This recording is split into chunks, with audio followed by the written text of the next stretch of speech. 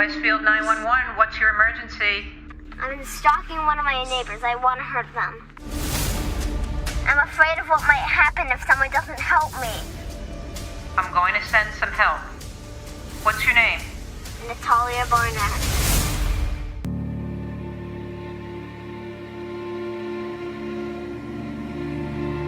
April 26th, 2010, that's the day that we adopted Natalia. By the time we get to the end of 2012, we've been living with a sociopath trying to kill us every day. We don't know who she is. We don't know how old she is. She won't admit who she is. She won't tell us the truth of who she is. Doctors have told us she's nowhere near the age you were told. And we've actually filed our motion in Marion County Court for her case to be heard to have her age corrected to something more appropriate. The judge had a petition prepared by an attorney that would lay out the arguments for why this person is not 8. They believe she is actually an adult. Nobody knows quite what age, but she has not grown in 4 years.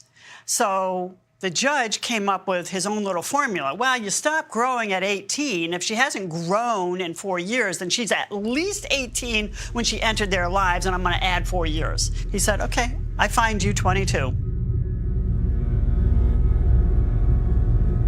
At the time that she was re-aged, I knew she was adult. Did I know it was 18, 22, 35, 150? No. Re-aging is not unusual. It does happen in international adoptions. A couple years might be shaved off the age of the child because it's more attractive to adoptive families the younger the child is. At least that's the belief. So, I can buy a couple of years, right? Like she's not really 8, she's 10 or 11 or something. But to jump 14 years to 22, it doesn't make sense. At the time of the re-aging, there was good, solid documentation of an approximate age. And she had a primary care physician that looked at all of it and also provided evidence. So that doctor was looking at lots of other doctors' information and coming up with a determination. And then at that point, when it's such a huge amount of years, you just have to say what makes the most sense based upon the evidence and the professionals, what they think, and that it's in the best interest of the child to change their age. You know, I'm not the doctor and I'm not the judge, but I felt like it was based on something credible. They give her a new birth certificate with a new birth date. They gave her a new Indiana ID. She has everything changes from a year of birth of 2003.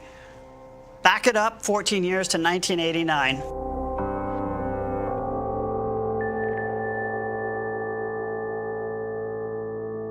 While I was at the hospital, they signed paperwork and got me re-aged.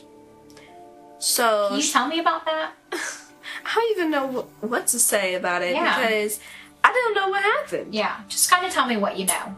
I just know that I had got out of the hospital and she got me an apartment. The Barnetts were very concerned about having her back in their home. But Christine wants to make sure she's got a good place to live. So Christine and her go out the next day and they find her an apartment in Westfield. Westfield, Indiana is in Hamilton County, Indiana. Hamilton County, Indiana is the richest part of the state. It's a single floor apartment complex. She's got a living room. She's got a dining room. She's got a little eating kitchen. She's got a bathroom and she's got a bedroom. Christine and Natalia signed the lease. They paid the first 3 months up front.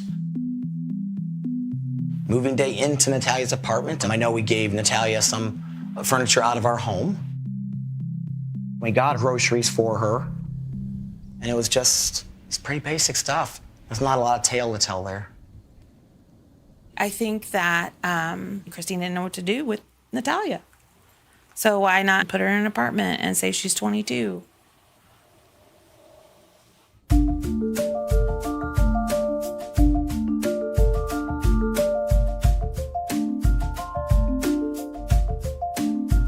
I'm Sue McCollum, and I was a neighbor to Natalia when we lived in the Westfield apartments. Okay, now what?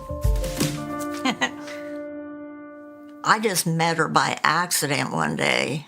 I see her mom sitting out all her grocery sacks on the sidewalk, and I thought her back was to me, and I thought, my gosh, that poor little girl carrying those groceries in. So I went up there. I was going to the mailbox, and I said, well, honey, do you need some help? And I said, where's your mom? And she turned around, and she said, I'm 22. I expected her to have, young, but she's not. She was an adult. You could tell by looking at her. And, well, her mom had a Cadillac, and she was sitting in her Cadillac while I was helping her carry the groceries in because she just left them on the sidewalk and left them, just sit there and watched us carry it in. And she didn't even roll down the window and say, thanks for helping her, or nothing. She just sat there and looked and then took off. I thought it was rude because Natalia couldn't hardly open the darn front door, work the key and get in. So I took him in and carried him into the kitchen for it. And so, I took her to the grocery store a couple times, and she was also on food stamps. She had a food stamp card when I take her to the grocery store. And I thought, well, if you can drive a Cadillac, why can't you take better care of her?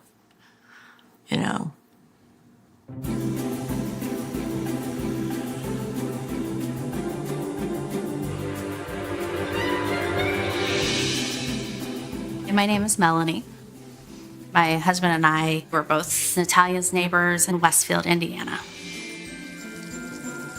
The first time I met Natalia, I think it was just my wife and I were planting some flowers. She just came running across the street, and I remember my wife and I looking at each other and just being like, what's going on here?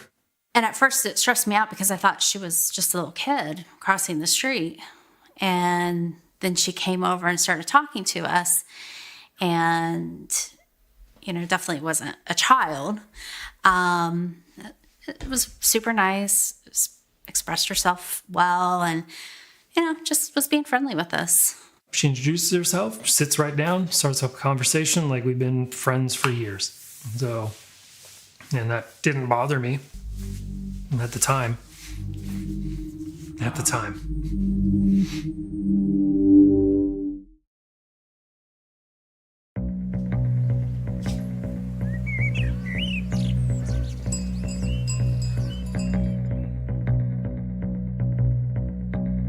My name's Andrew Rice. I'm an auto mechanic, ASE Master Certified Mechanic. I used to live on Catherine Drive in Westfield, Indiana. But one day, my grandson was in the driveway playing. It was about 60 degrees out. And my wife went in the house for just a moment, and I followed her in. And then when I looked out the window, there was a little person walking up into our yard, up toward our garage. And she started talking to my grandson, and they started playing in the driveway. They were riding the electric motorcycle up and down the driveway and having races. On your mark, get set, go.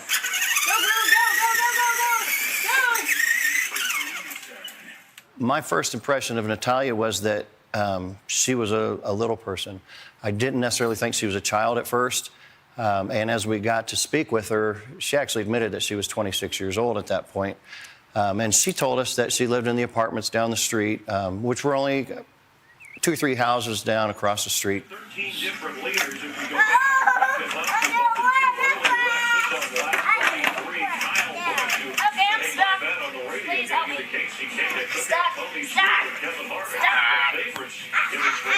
But as the sun started to set, it started to cool down a little bit. And I know Natalia didn't have a jacket on that day, and we were jacketed up because it started getting cool. See this out. Get straightened out. It also seemed like she hadn't done some of the basic hygienic things that most people would normally do. Her hair was a little bit dirty, and there was, for lack of a better word, an unpleasant body odor that she emitted.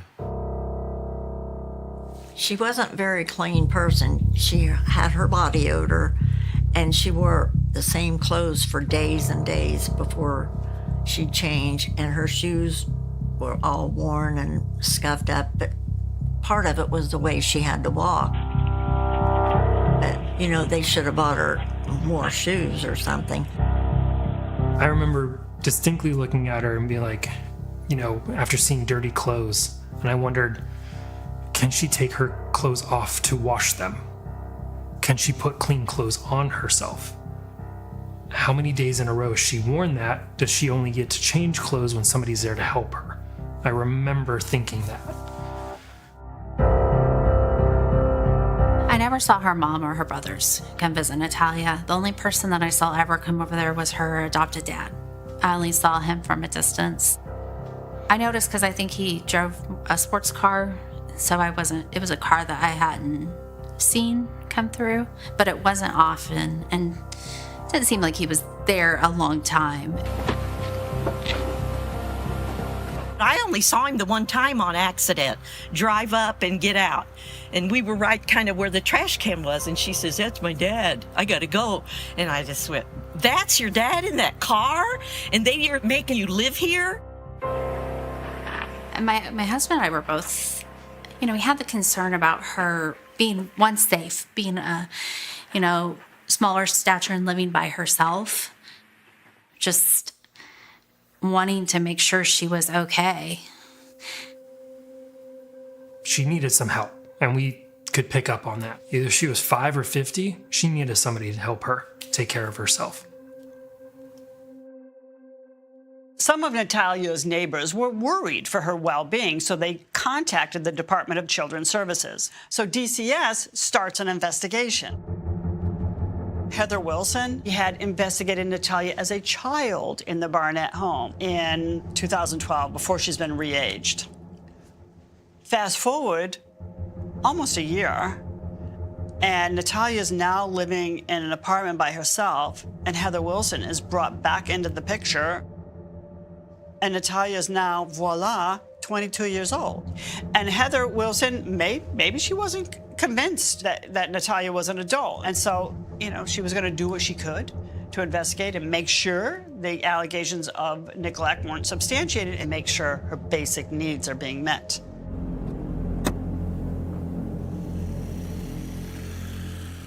Once Michael and Christine learned that Heather Wilson is back in the picture, it was war against Hamilton County.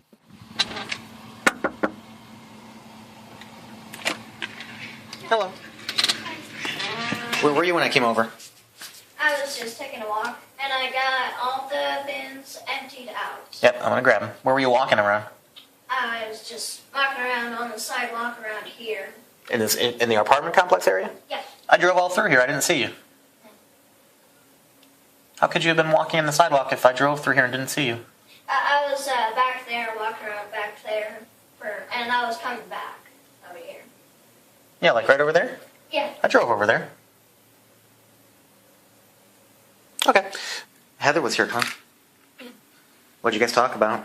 They got another report on me. Heather got another report on you? Yeah. And did Heather talk about what she's trying to do? Okay. Well, I think she did. Well, Heather told us, you told her that we only bring you food every 2 months. Mm-hmm. And I showed her all the receipts. Right. For all the food I bring over, and she knew you were lying about that. They're going to try and do stuff, but we showed everything to our lawyer, and our lawyer said that they can't do anything. They're not even supposed to come over here.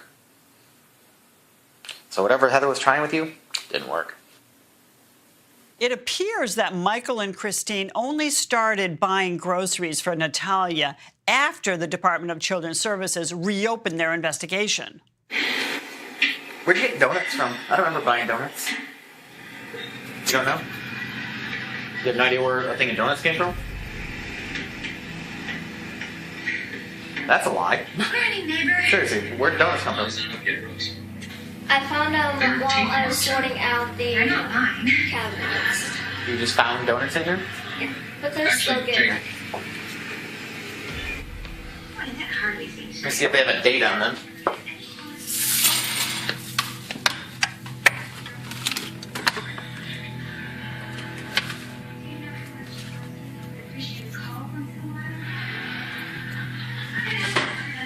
Well, they say April 23rd, which means they're new. So where'd they come from? Seriously, where'd dogs come from? Somebody brought them over. Who brought them?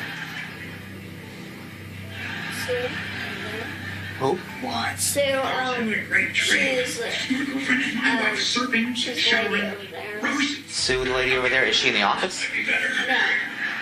Why'd she bring you donuts? Be a nice lady. Well, you never telling me the truth. Her parents, they didn't come around a lot. Her dad would come more than the mother, and I don't know why. And I don't even remember what her dad looks like. I only seen him one time. What else did Heather talk about? We talked about that I went crazy. I had to, that I've been going crazy, that I had to go to the North Community North Hospital, that I've been going crazy. Okay.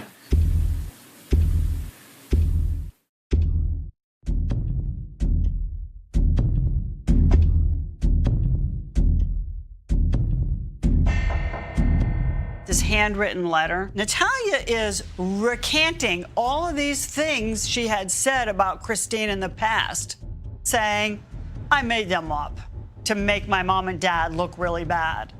Is it possible that this was actually dictated by Christine so that DCS would get off her back? I was standing at my door, and a beautiful woman, and Natalia came, and Natalia's hair was all wet and cut, as if the mom had cleaned her up, cut her hair, and she had different clothes on. I didn't know it was the mom at the time, because I never saw the mom, I only saw the dad. And the mom said, tell this lady you're sorry, and everything you told her was a lie. And Natalia was standing even worse than usual. And I'm sorry. Everything I told you was a lie, and I was going, well, what do you mean? What's going on? The mom didn't say I'm her mother. Natalia said, this is my mom. Well, and I deleted everything. Deleted all the phone calls and all the text messages to her, right? Here. And now you can't talk to her.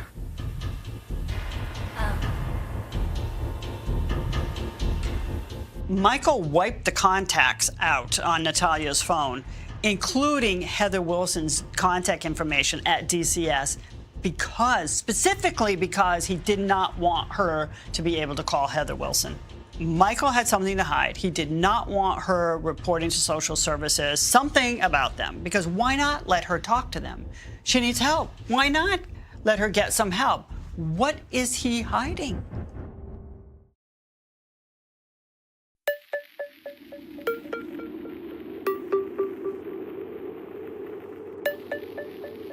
Having Natalia live by you, well, at first it was okay.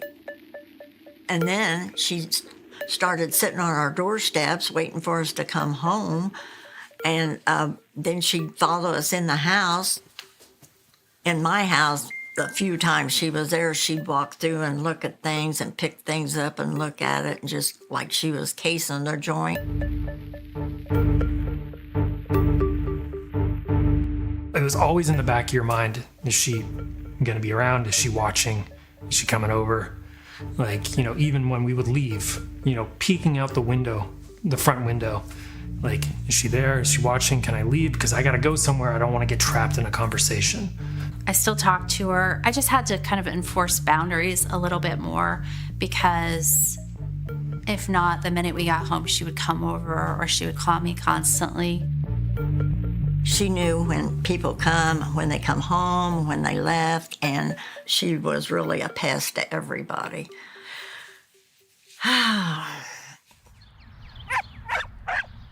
She would call and text me a lot, which was fine. I mean, I just think she was very lonely over there and didn't have a lot of people around her.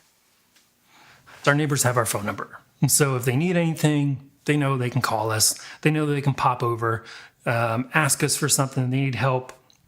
We just try. I mean, it's the Midwestern thing. Just be a good neighbor. And, if you're a good neighbor, they're going to be a good neighbor. We'll help each other out. It's that kind of vibe. That was quickly taken advantage of, in the sense that Natalia would call a lot to see when we would be home. We would be at like a soccer game for our son, and she would call 2-3 times to the point where like, hey, you got to stop calling us, please. So I just had to tell her, I wasn't offended. It was just more like, Natalia, like, we're busy. Like, I'm trying to enjoy my son's soccer game. So I need you not to call me, and I'll call you when I get home.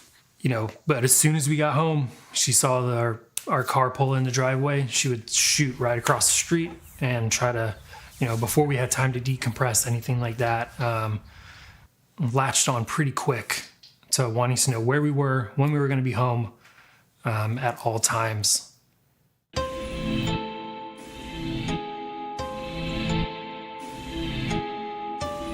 Nobody liked her. Nobody. They kind of felt sorry for her, but they were leery about her and really didn't want her around. And everybody was complaining all the time about her, calling the office and saying that she's waiting on your doorstep, and just really eerie. They said, well, we're watching her, but we have to take certain steps to evict somebody, and we're taking the process. I said, well, good. I think people were creeped out by her. This sounds so terrible, but anytime there was like a sighting of her, it's like someone came to me and said, I saw her today and this is what she was doing. Like, she was like the talk of the town. I come home one day and Natalia was in the house, had my refrigerator door open, getting a Coke, getting chips, and just looking around. And I said, you don't need to be back here. You go back up front. And after that, I started locking my doors.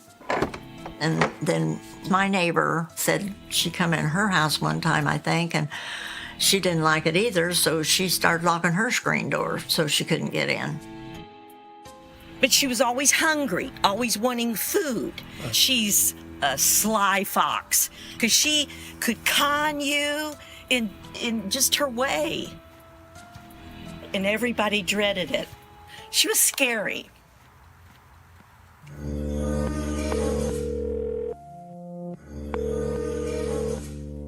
Westfield 911, what's your emergency? I'm stalking one of my neighbors. I want to hurt them. I'm afraid of what might happen if someone doesn't help me. I'm going to send some help. While living at the Union Street apartments, Natalia calls the police on herself to tell them that she'd been stalking a neighbor and she had thoughts of wanting to harm others. What's your name? Natalia Barnett. I'm aware that Natalia contacted 911 a couple of times while she was living in that apartment and told the officers that she was attempting to burn down her apartment complex using her microwave, trying to start a fire in her microwave. Please hurry. Right after that, she was always acting really strange. One day we got to talking. I said, why aren't you living with your mom and dad? She goes, oh, they're afraid of me. I said, why? She says, because I took a knife to them one night, and she just had this strange look in her eye, like it's a normal thing. It wasn't until she started talking to me more in depth about the history with her family. And she said, well, I tried to kill my mom. And I just was asking her more questions like, well, what happened? How did you try to do that? I stood over them with a knife, so they took all the knives away. And then I tried to poison them, so I had to live in the garage for a while. It's like a serial killer or something. It's how casually they put attempted murder into a conversation. Like, so what? Oh, well. Oh, gee, I pulled a knife on my parents. Big deal. That's the attitude you got from her. It's just kind of like, what? what do we do with this information? We're not social workers. We're not therapists. Like, why would you tell me that? And how do you expect me to handle this information? You know, it was hard for us to understand how she was just left in that apartment by herself. Wow, she just freely offered up that she tried to kill her mom. You know, like, that's weird.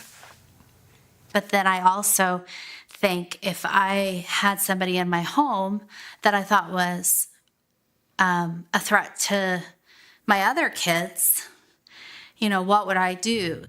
Like, again, if I thought she was a child that couldn't take care of herself, this would be a different conversation. But at what point do I start worrying about if I cut ties with this person? It's like a bad breakup. Like, if I break up with you, are you gonna go crazy? If I help and then all of a sudden I don't help, are you gonna be standing over my bed at the end of the night, you know, with a knife?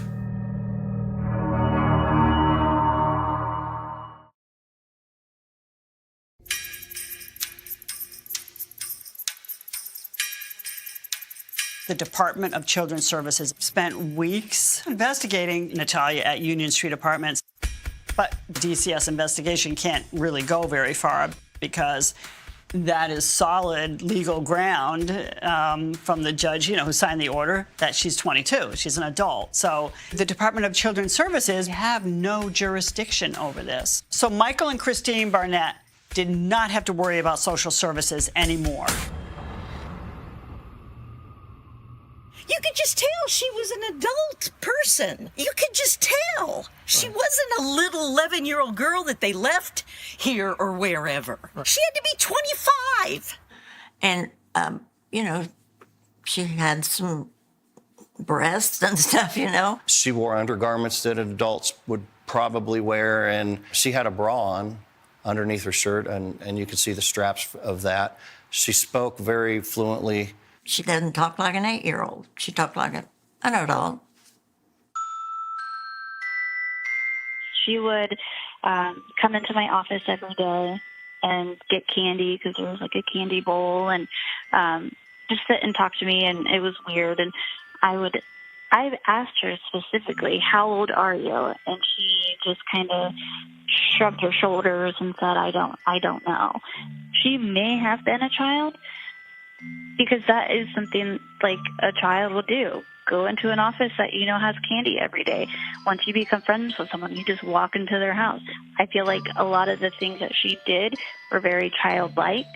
She did show characteristics of a youngster. When she was playing with my grandson, who at the time would have been a couple months shy of 4 years old, she seemed like a child having a great time playing with a playmate.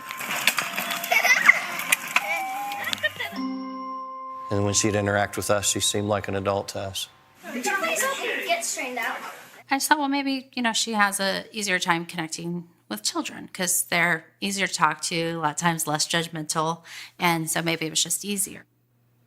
You know, everybody was leery about her, uneasy, and she even talked about her brothers, saying that the parents didn't trust her around the boys. And she goes, well, I said, why not? And she goes, well, you know why.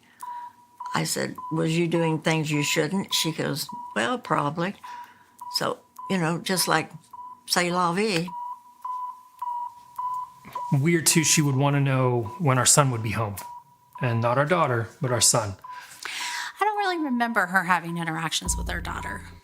That's when things went from uncomfortable to weird and almost borderline inappropriate. So she would come across the street when he was waiting for the bus, where he would be out there by himself, waiting for the bus. And he was 8 or 9 years old at the time.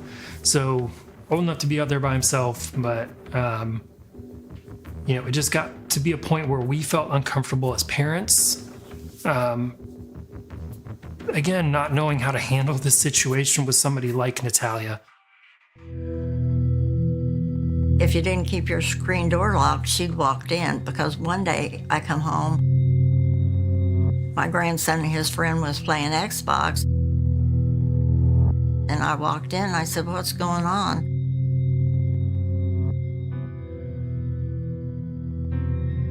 And he said she got hanging around too close to their chairs and rubbing up, leaning on them and stuff. It made my grandson feel uncomfortable, so he told Natalia, "Get out of here," and slammed the door in her face.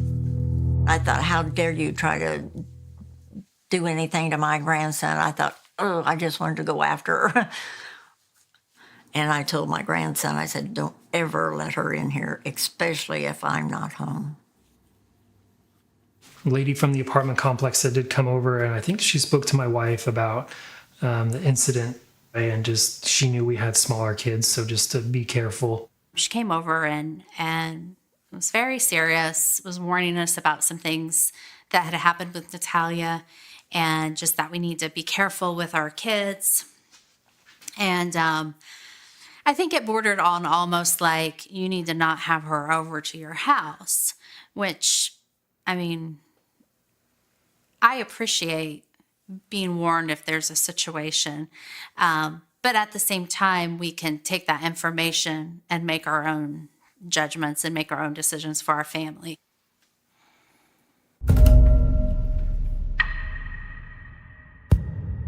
One day we heard the door open and our dog just started going crazy.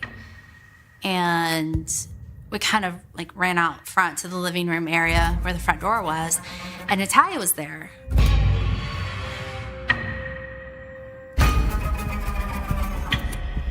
We got upset when she came into our house without permission and started going towards our son's bedroom, which was in the back of the house.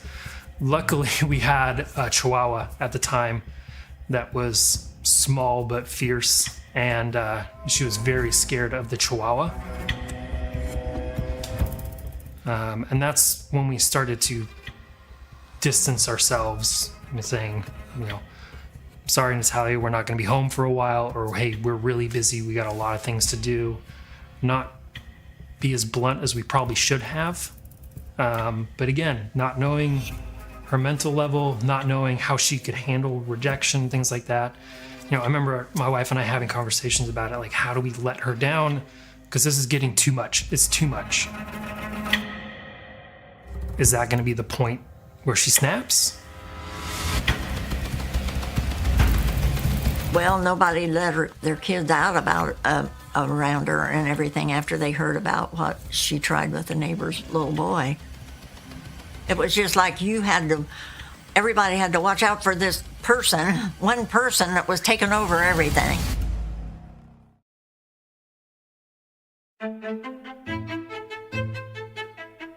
Having Natalia live by you is like a Hitchcock movie. You got so you hated to go out your door because you didn't know if she's going to be out there waiting on you.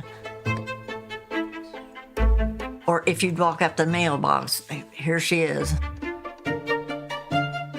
She would start walking into people's apartments without even knocking, just going in their house and getting in their cupboards and eating their food.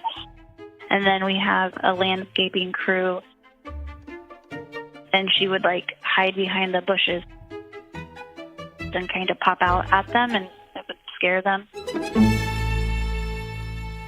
She seemed to hang around all the real old guys a lot. And she was trying sexual and talking sexual things to them. Fred was in there doing his laundry.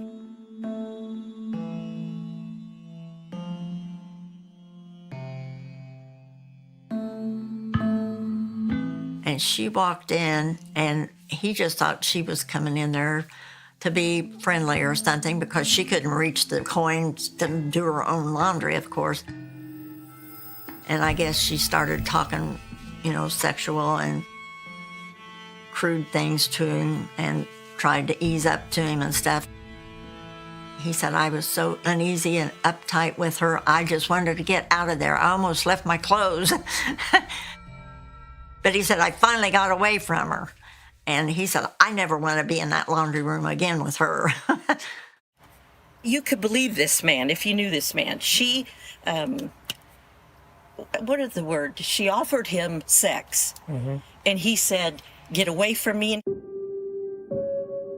Natalia went up front, and there was an older guy up there, and she'd go in there for 2 or 3 hours at a time. And she went to his house a lot.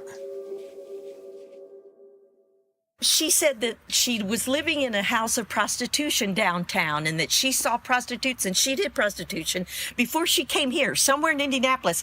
I didn't believe her because that's how she talked in circles.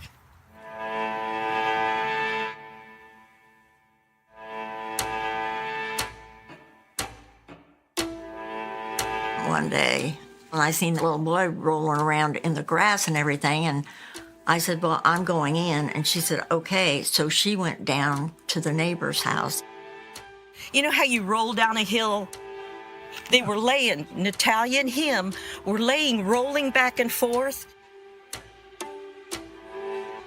And then the next thing I know, she was close to the little boy.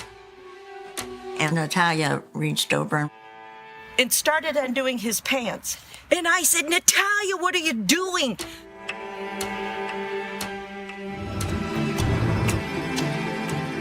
And that's when the dad come to the door and grabbed up his son and was yelling at her. He said, if you ever touch my son again, you know, he was just the dad enraged. And she took off and went up front. Doing that with that little boy in front of us? God knows what she does, you know, behind closed doors. It's so sick.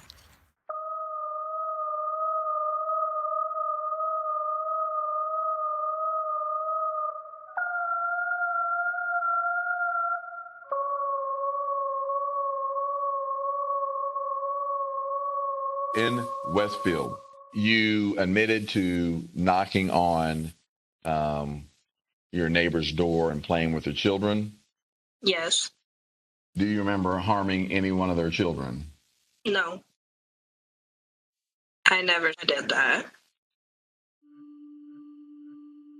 There had been several complaints about her, disturbing neighbors and whatnot, and they had said that she was playing with these kids, and it was just kind of weird that, you know, an adult would be playing with little kids like the way that she was, like rolling around with them. And one person says that it looked like she was being inappropriate with them, like touching them inappropriately. But as a rule, technically, like if we get 3 complaints or more, we have the ability to not renew someone. She lives there for a year. And then her lease is up. The apartment complex is not going to renew the lease. So Christine goes apartment hunting with Natalia. She goes to Lafayette, Indiana. We know a little bit about the town. We went to college there. She and I, we both went to Purdue. So we know a bit about the town. Christine finds an apartment for her. Very recently, before that, within weeks, we had found out we were going to be moving to Canada to support my son's education. The Perimeter Institute in Waterloo, Ontario, Canada, wants Jacob, who's 14, to go there for a year to do his master's. But I didn't know at the time that it was going to be a very, very bad last year of marriage. Natalia had been the subject of so many reports, whether it was Adult Protective Services, Child Protective Services, the Westfield Police, that the Barnetts were fed up with her. They needed her out of that county. But what happened in Lafayette is the beginning of the end for the Barnetts. Did you agree to go to Lafayette? No, I didn't know where we were going. She just took me. So you say she just took you to Lafayette? Yes. And then what happened when you went to Lafayette? We went and looked at an apartment. And you wanted to stay in that apartment? I didn't, but Christine told me that that's where I was going to be living. So you didn't want to live there? No. Okay. What about the apartment in Westfield? Did you want to live there? No. She just got it for me. Okay. Or where'd you want to live? I wanted to live with Christine. I wanted to be with my family. Who I thought was my family. Why'd you want to live with Christine? Because I didn't know what to do. Like, I didn't know at all what to do. I didn't know how to take care of myself. I didn't know how to be by myself. they got her out. So everybody was so relieved. I thought, oh, everybody was really happy to see her go. So one night, just like overnight, Natalia was gone and we didn't see her. And I tried to call her phone and her phone was disconnected. We had no idea what happened to Natalia, but it was just like she was just gone. Natalia, I don't know where she went after this. I don't know anything. Right.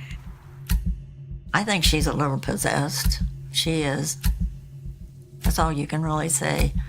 She presents herself like a nice person, but she's really evil and devious. People think, well, she's small and she's deformed, so she couldn't possibly do all this stuff everybody's saying, but they're wrong, and she did do it. I was there, I lived it, I lived through it. I still don't have concrete answers. I don't know how old she is. I don't know if what she said was true. Yes, is scary that Natalia could still be doing this.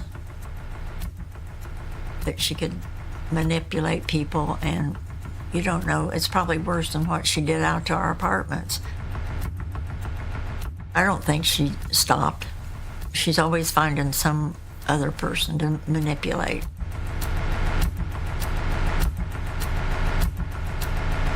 Can you tell me a little bit about the first time that you met Natalia? The first time I met Natalia was, it just really disturbed me a lot, quite honestly. The first scream was never heard, or maybe it was swallowed by the desert wind, stretched thin across the outskirts of Arizona where the night has a way of erasing sound and memory at the same time. In the spring of 2004, under a sky bleached pale by heat and dust, something happened that would not make sense for decades. A door was left ajar. A car cooled in silence. A life slipped out of alignment.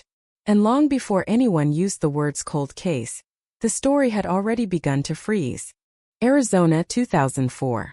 A state growing fast, expanding outward in grids and cul-de-sacs, where new homes rose from red soil and neighbors still believed they knew one another. The kind of place where crime was supposed to stay on the evening news somewhere far away. Until one morning police tape appeared where it didn't belong, cutting through a quiet residential street like a wound that refused to close. The victim was ordinary in a way that made the shock sharper. A routine life. Predictable habits. The kind of person whose name would never make headlines until it did. Friends would later say nothing seemed wrong. Co-workers would say they'd seen them just days earlier laughing, distracted, alive. But inside a modest home or just beyond it depending on which detail you hear first, investigators found signs of interruption. Not chaos, not a struggle that screamed violence, but something more unsettling. A moment frozen mid-motion as if time itself had flinched. Keys lay where they shouldn't. A light was left on in daylight. Personal items sat untouched. Too carefully placed to suggest a burglary. Too disturbed to be nothing at all. And then there was the absence. The kind that hums in your ears once you notice it. The kind that doesn't announce itself but slowly becomes unbearable. Within hours, patrol units became detectives. Detectives became messengers. And the neighborhood, still warm from the sun, began to buzz with a single phrase whispered from porch to porch, phone to phone, screen to screen. Missing under suspicious circumstances. Local news vans arrived before answers did. Cameras panned slowly across yellow tape. Reporters spoke in careful tones. And just like that, a private life became a public mystery. Early theories came fast, too fast. A voluntary disappearance. A sudden break. A secret life. Police checked bank accounts, phone records, known associates. They retraced routines down to the minute. Grocery stops. Gas receipts. Privichka so small they had never mattered before. Nothing explained why someone would vanish in the middle of their own life, without leaving a single deliberate trace. Then came the first detail that shifted the temperature of the case. Not proof, not clarity, just a chill. A trace of biological material recovered from the scene. Almost invisible. Easily missed. Logged, bagged, labeled, and stored. In 2004 it was routine. DNA testing existed, but its power was limited, slow, expensive, and often inconclusive. What they had was not enough to name anyone, not enough to accuse, not enough to close anything. Still, it was enough to haunt the file. As days turned into weeks, the investigation widened. Friends were questioned again. Family members sat under fluorescent lights answering the same questions in slightly different ways. Detectives listened for inconsistencies, for fractures in grief, for slips of language that might point somewhere darker. Nothing held. Alibis overlapped. Timelines blurred. Everyone seemed both too normal and too nervous. The media began to sharpen its language. Mysterious disappearance. Cold case in the making. Community on edge. Each headline added pressure but not direction. Tips poured in, dozens at first, then hundreds. Sightings in gas stations. Sightings across state lines. A figure who looked similar, a car that felt familiar. Every lead burned bright for a moment, then went dark. Weeks passed. Then months. Seasons changed. Posters faded. Phone calls slowed. The investigation lost its urgency in the public eye, even as it quietly thickened behind closed doors. Boxes filled with reports. Evidence shelves grew heavier. The case number became just another label. Another folder in a growing archive of unanswered questions. And yet, something about this case refused to settle. Detectives felt it when they reread the statements. When they stared at crime scene photos longer than necessary. When they returned again and again to that small, almost forgettable piece of biological evidence collected in the early hours. It didn't fit cleanly with any theory. It didn't belong to anyone known. It wasn't enough to accuse, but too specific to ignore. Years passed. The neighborhood changed. Houses were repainted. Families moved in and out. Children who once rode bikes past the taped-off property grew up. Left town, forgot. But inside police databases, the case remained alive in a quieter way. Its status unchanged, its questions unresolved. Cold case. A term that sounds clinical, almost gentle, but carries weight. It means time has failed. It means momentum is gone. It means justice is waiting in a room with the lights off. By the late 2000s, advances in forensic science began to whisper new possibilities. DNA databases expanded. Techniques refined. What once required a large, pristine sample could now be attempted with fragments, partial profiles, degraded traces. Evidence that had slept for years could be asked new questions. The Arizona case was pulled from storage more than once, reviewed, re-examined. Each time hope rose briefly, then receded. The DNA still didn't match anyone in the system. No hits, no alarms, just silence. But silence can be deceptive. Behind the scenes, technology kept moving. Genealogical databases began to emerge, quietly at first. Built for ancestry, for curiosity, for people tracing family trees. Law enforcement watched carefully, cautiously. Ethical debates flared. Policies lagged behind possibility. Still, the idea took hold. What if a suspect didn't need to be in the system at all? What if the trail could begin somewhere else? Years turned into more than a decade. The case crossed the invisible line from old to historic. Detectives retired. New ones inherited the files. Fresh eyes scanned old pages. Some noticed details others had skimmed past. A note in the margin. A timeline that almost worked. A behavior that didn't quite align. And always that DNA. In 2020's era labs, analysts could now coax information from samples once thought useless. Tiny fragments could be amplified. Patterns extracted. Genetic markers mapped. The process was slow, meticulous, expensive. It required approval, funding, patience. But finally someone said yes. The sample from 2004 was sent out again. This time it spoke. Not loudly. Not clearly. But enough. A partial genetic profile emerged, not a name but a direction. Uploaded into a genealogical system, it began to branch outward, connecting not to a suspect, but to distant relatives. Third cousins. Second cousins once removed. People who had never heard of the case, living ordinary lives. Unaware that their family trees were about to intersect with a long-buried crime. Investigators started building backward, tracing lines, marriages, migrations, census records, obituaries, social media, old yearbooks, property records. Slowly, a web formed. Names appeared that had never been in the file before. Locations overlapped in uncomfortable ways. Timelines began to align. One name in particular kept resurfacing. At first, it was nothing more than a shadow at the edge of the chart. A person who lived in Arizona at the right time, who fit the age range, who had since moved, changed jobs, faded into another life. No criminal record worth noting. No obvious red flags. Just proximity, opportunity, and a genetic proximity that refused to go away. Investigators didn't rush. They couldn't. One wrong move could collapse years of work. They watched quietly, verified records, compared photographs from the early 2000s, listened to old interviews with new ears.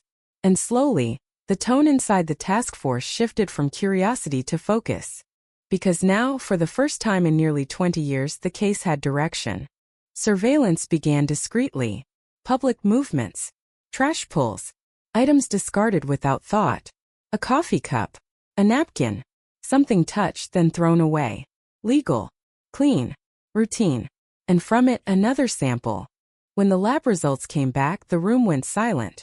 The DNA was a match. Not partial, not suggestive. A direct link between the unknown trace from 2004 and a living person who had walked free for years, unnoticed, unnamed.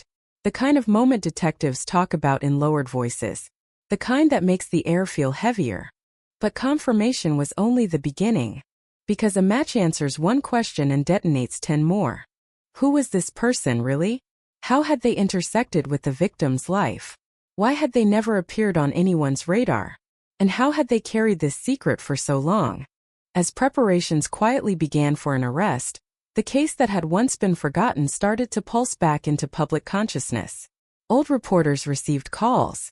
Editors dusted off archives. A phrase began to circulate again, sharper this time, heavier with implication. Arizona 2004 cold case cracked. But beneath the headlines, beneath the shock and the promise of closure, something darker lingered.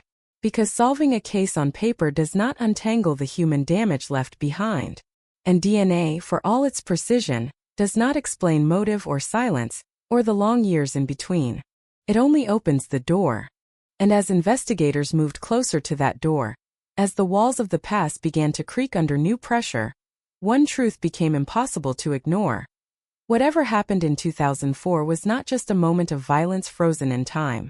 It was a story that had waited patiently, embedded in cells and records and memory, waiting for science to catch up, waiting to be heard, waiting to finally speak. And when it did, it would shake far more than a quiet Arizona neighborhood. The news didn't break all at once. It leaked, quietly at first, in careful phrases exchanged between law enforcement offices, in emails marked confidential, in late-night calls that ended with long pauses instead of goodbyes. After nearly 2 decades of silence, the case was breathing again, and everyone involved could feel how fragile that breath was. One mistake, one premature word, and the entire structure built from DNA and patience could collapse under its own weight. The name tied to the genetic match was still being treated like a live wire. Spoken softly, written in pencil, cross-checked obsessively. Investigators knew better than to trust a single data point, no matter how convincing. DNA could open a door, but it could not tell the story alone. And this story, they were learning, was tangled with time, coincidence, and a life that had managed to remain invisible for far too long. The man had lived an ordinary existence on the surface. Jobs that came and went. Addresses that shifted every few years. No dramatic criminal history. No headlines. No obvious violence. The kind of person who blends easily into the background of a growing state, where people arrive to start over and rarely ask about the past. In 2004, he had been in Arizona. That much was now clear. Close enough to matter. Close enough to unsettle the timeline investigators had memorized for years. Old records were reopened. Rental agreements. Utility bills. Employment forms yellowed with age. A map began to fill with pins again, this time digital, glowing softly on screens instead of corkboards. And slowly, an uncomfortable pattern emerged. His movements overlapped with key locations. Not dramatically, not obviously, just enough to raise the hairs on the back of a seasoned detective's neck. Interviews from the original investigation were pulled from storage. Audio tapes hissed to life. Transcripts were reread. Voices from 2004 echoed into the present, unaware they were being listened to again with new intent. A neighbor mentioning a stranger seen once, maybe twice. A coworker recalling an odd comment that hadn't seemed important at the time. A fleeting interaction dismissed as coincidence. Now nothing felt like coincidence anymore. The victim's final days were reconstructed again, hour by hour, minute by minute. Phone pings, store receipts, a remembered errand, a habitual route. The timeline tightened, narrowing the window where everything went wrong. And in that narrowing space, the suspect's presence began to fit too well. But investigators were careful. They had seen cases collapse under the weight of confirmation bias. They knew that after years of waiting, the desire for resolution could distort judgment. Every lead had to survive scrutiny. Every assumption had to be attacked. The DNA was powerful, yes, but it had to be supported by narrative opportunity logic. So they started asking new questions of old people. Some were surprised to hear from police again after so many years. Others were uneasy. Memories had faded, but emotions hadn't. A few voices hesitated when the suspect's name was mentioned, followed by long silences that spoke louder than words. One person recalled a strange encounter, brushed off at the time. Another remembered a tension that suddenly made sense in hindsight. Nothing explosive, nothing definitive, just fragments drifting toward the same center. Outside the investigation rooms, the world had changed.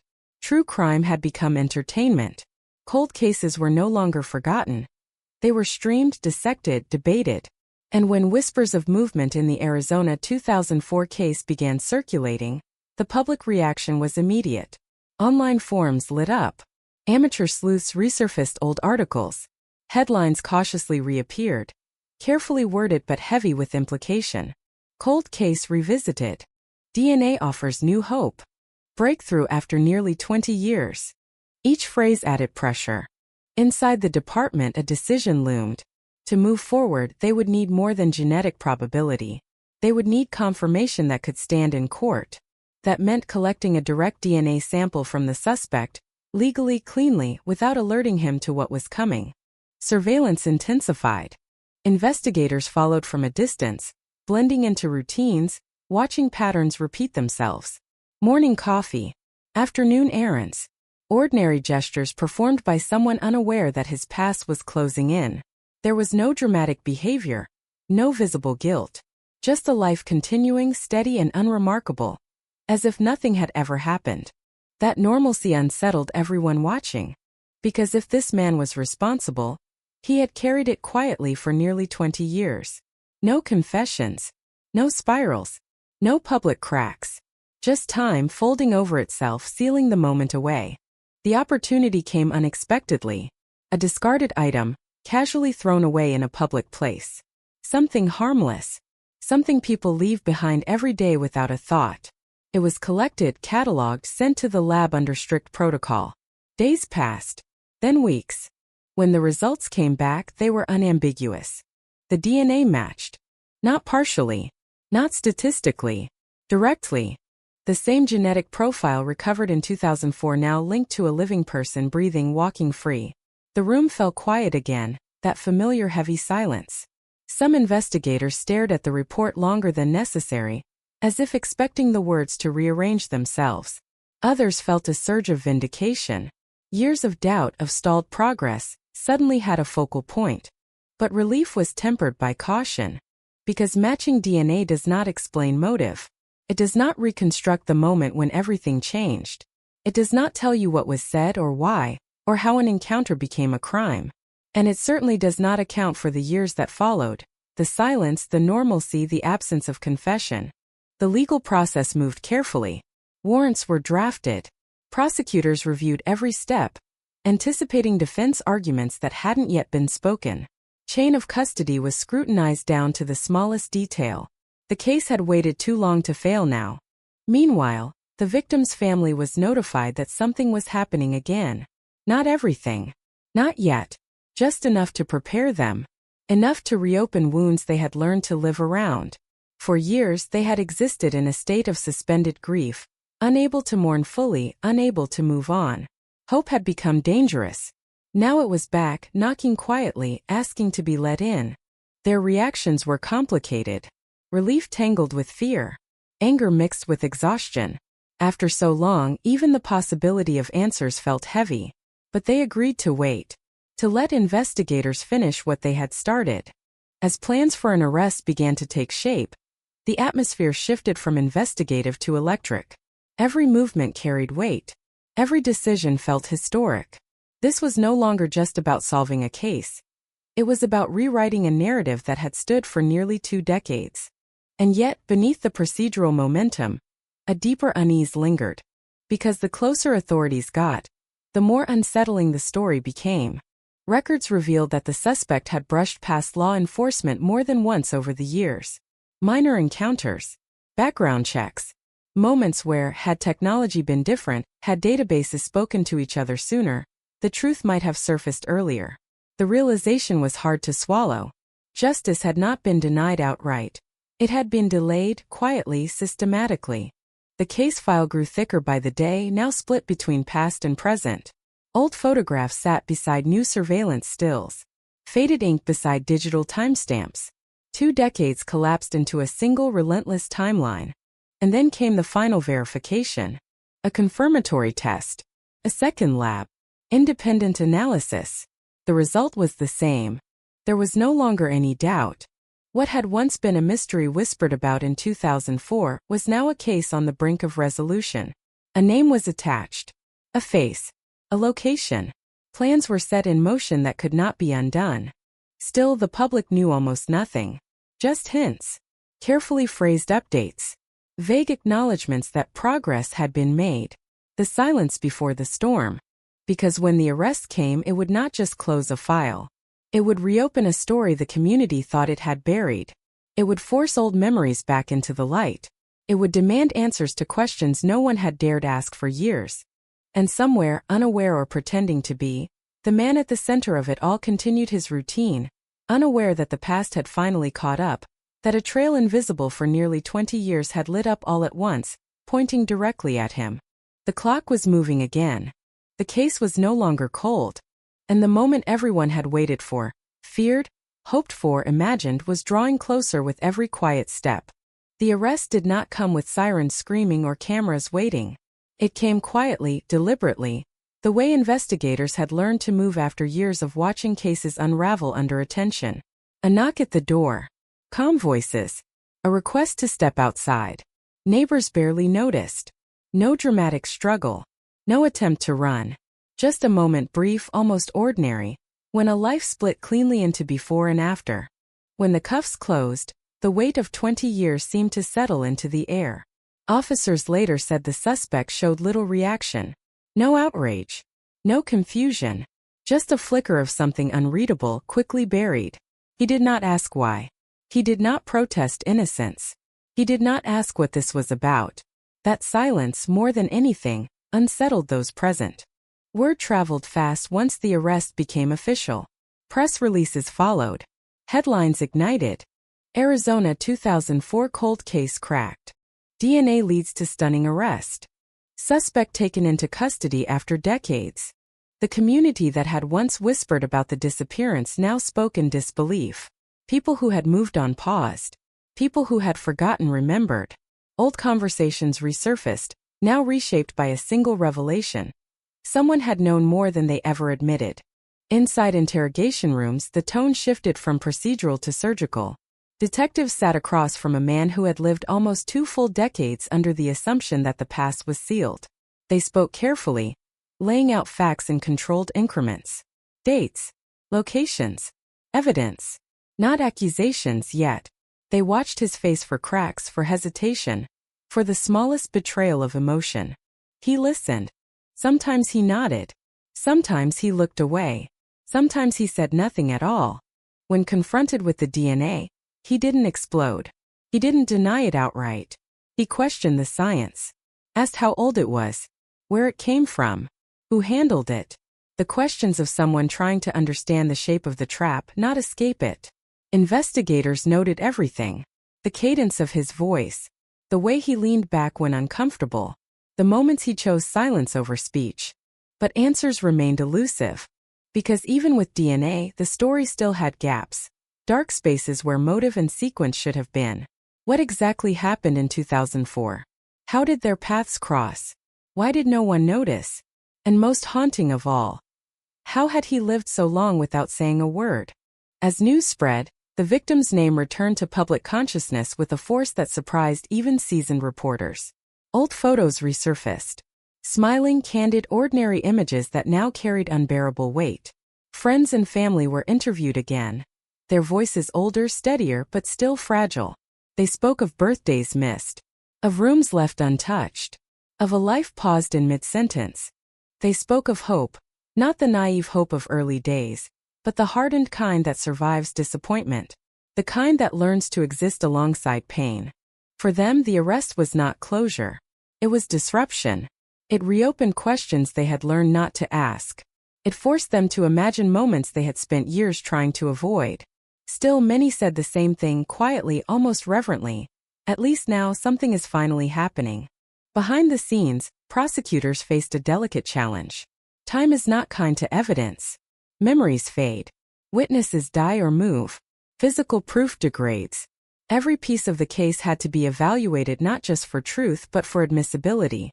The defense would attack everything: the DNA process, the genealogy methods, the chain of custody, the years of delay. And they did. Almost immediately, arguments surfaced questioning the reliability of investigative genetic genealogy. Privacy concerns were raised. Ethical lines debated.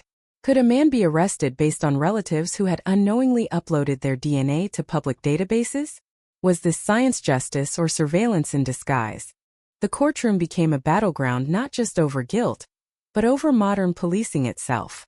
Yet even amid legal tension, new details began to emerge, details that had never been public before.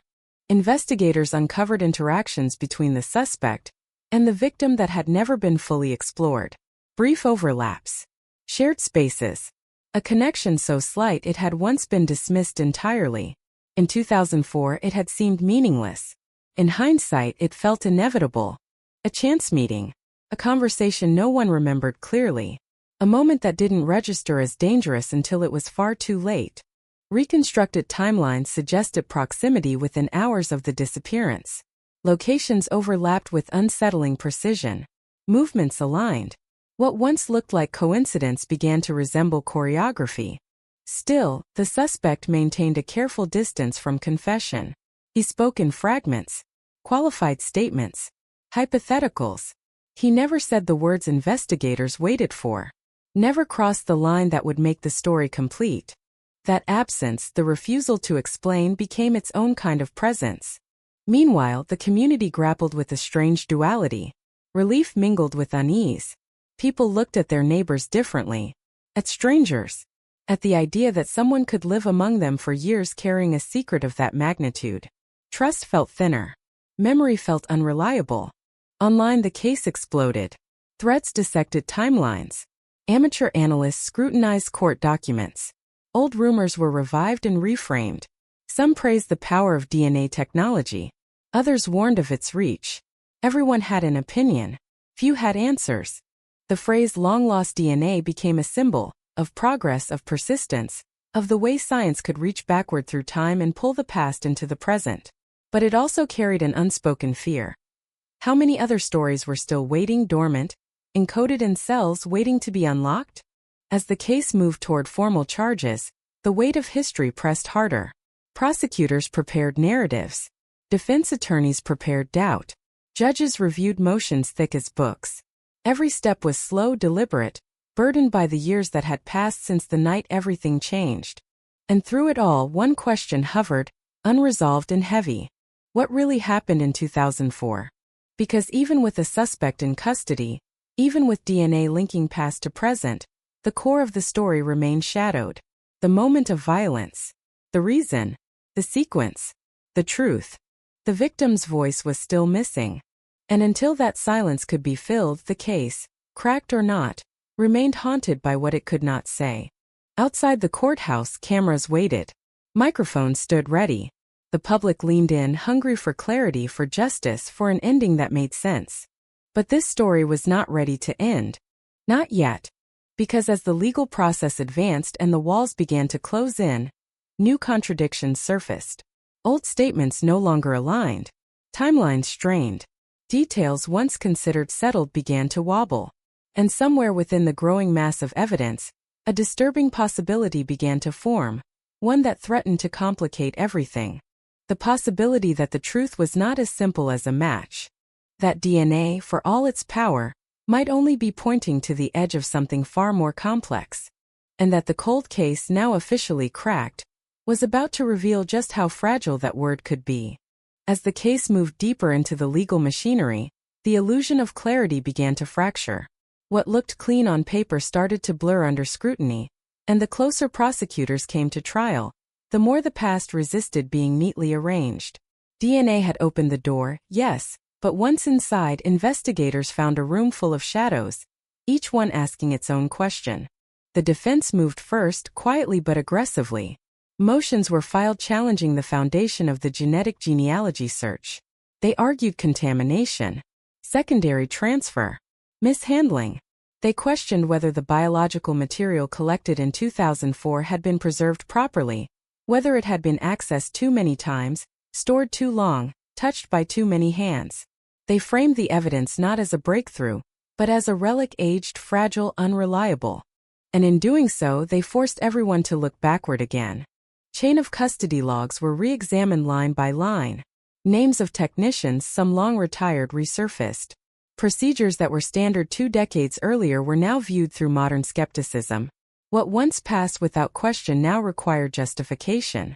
Every gap, every ambiguity, became a potential fracture. The prosecution responded with confidence, but also caution. Experts testified to advances in forensic preservation. Labs explained how even degraded samples could retain integrity. Statistical probabilities were introduced, numbers so extreme they bordered on abstraction. 1 in billions. 1 in trillions. Certainty expressed through mathematics. Yet even numbers could not erase doubt entirely. Because this case was no longer just about science. It was about memory. About time. About whether truth, once buried long enough, could ever return intact. As pretrial hearings unfolded, new attention turned to the suspect's past. Not just where he had been in 2004, but who he had been. Old acquaintances were contacted. Former co-workers were interviewed. People who hadn't spoken his name in years suddenly found themselves being asked to remember him in detail. Some struggled. Others offered fragments. Temper, maybe. A tendency to disappear for days. A charm that could turn cold without warning. Nothing overt. Nothing criminal. Just impressions that now carried a new weight. One former acquaintance hesitated before speaking, then admitted there had been rumors once. Vague, unproven, easily dismissed at the time. A story told in passing. A discomfort that had never solidified into accusation. It had seemed unfair, even cruel, to attach suspicion without proof. Now it echoed differently. Investigators also returned to the geography of the case. They walked the routes again, measured distances, time drives, recreated movements using modern tools. What once felt too far now seemed uncomfortably close. What once seemed coincidental now appeared plausible.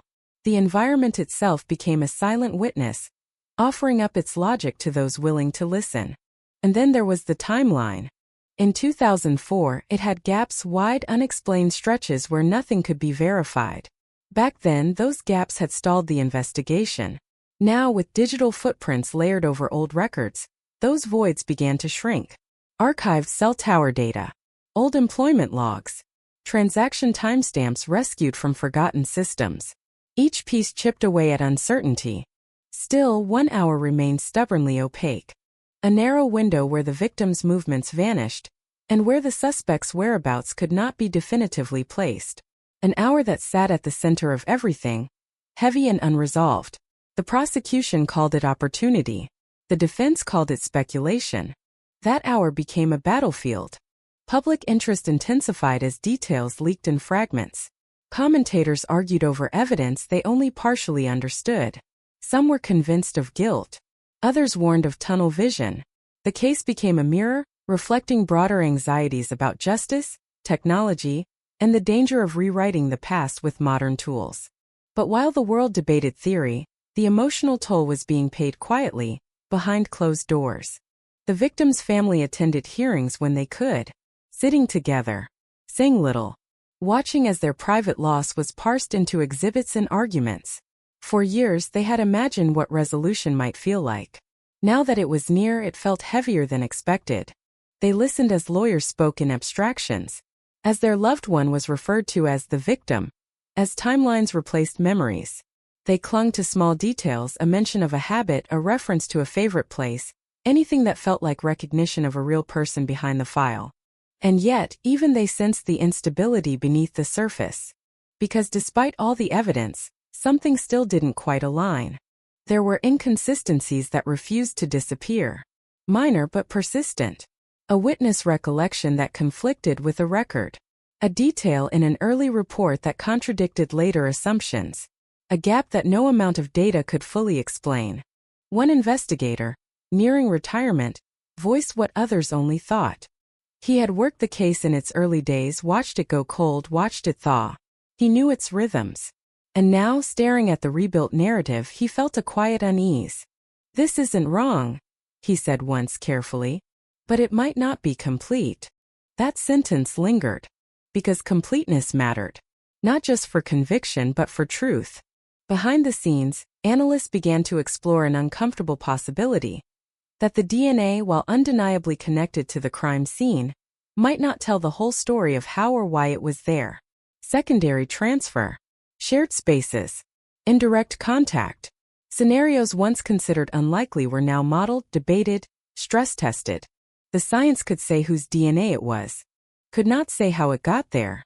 That distinction, subtle but profound, threatened to fracture the narrative being built. Prosecutors adjusted their language. Less certainty. More conditional phrasing. The story became narrower, more precise, and in doing so more fragile. Still, the momentum continued. Charges remained. Court dates were set. The machinery of justice does not stop easily once it begins to move. Outside, the phrase "cold case cracked" continued to circulate, repeated so often it began to sound like fact rather than headline. But inside the case file, doubt lived quietly between the pages. And then, just as the legal battle seemed to settle into predictable lines, something unexpected surfaced. A piece of information overlooked years earlier. A detail so small it had once been dismissed as noise. A detail that, when viewed through the lens of everything now known, began to glow with new significance. It came from an early interview buried deep in the archive. A passing remark. A moment that hadn't fit any theory at the time.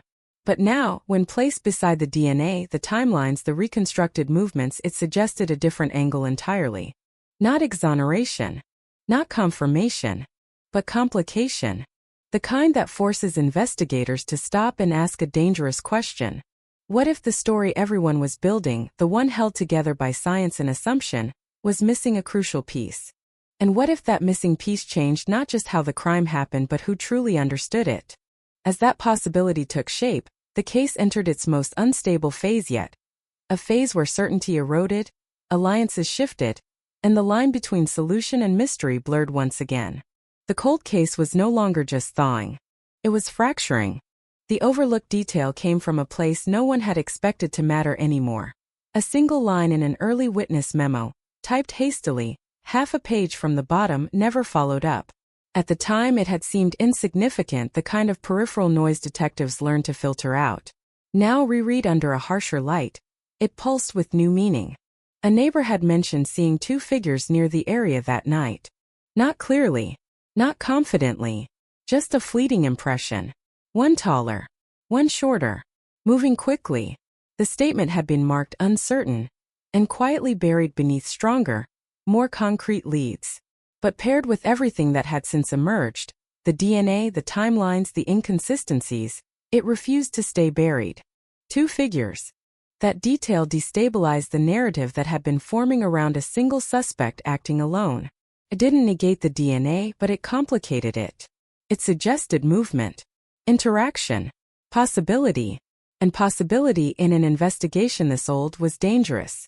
Detectives reopened the earliest seen photos yet again, studying shadows and angles with renewed intensity. They re-examined reports that had once seemed mundane. A vehicle spotted briefly but never identified, footprints dismissed as overlapping noise, a neighbor's dog barking unusually late. Each fragment was recontextualized, pulled into a new gravity. What emerged was not a clean alternate theory, but a growing sense that the original investigation, constrained by the tools and assumptions of its time, might have flattened a more complex reality. The defense noticed the shift immediately. They leaned into it, reframing their argument with sharper edges. The DNA, they argued, proved presence, nothing more.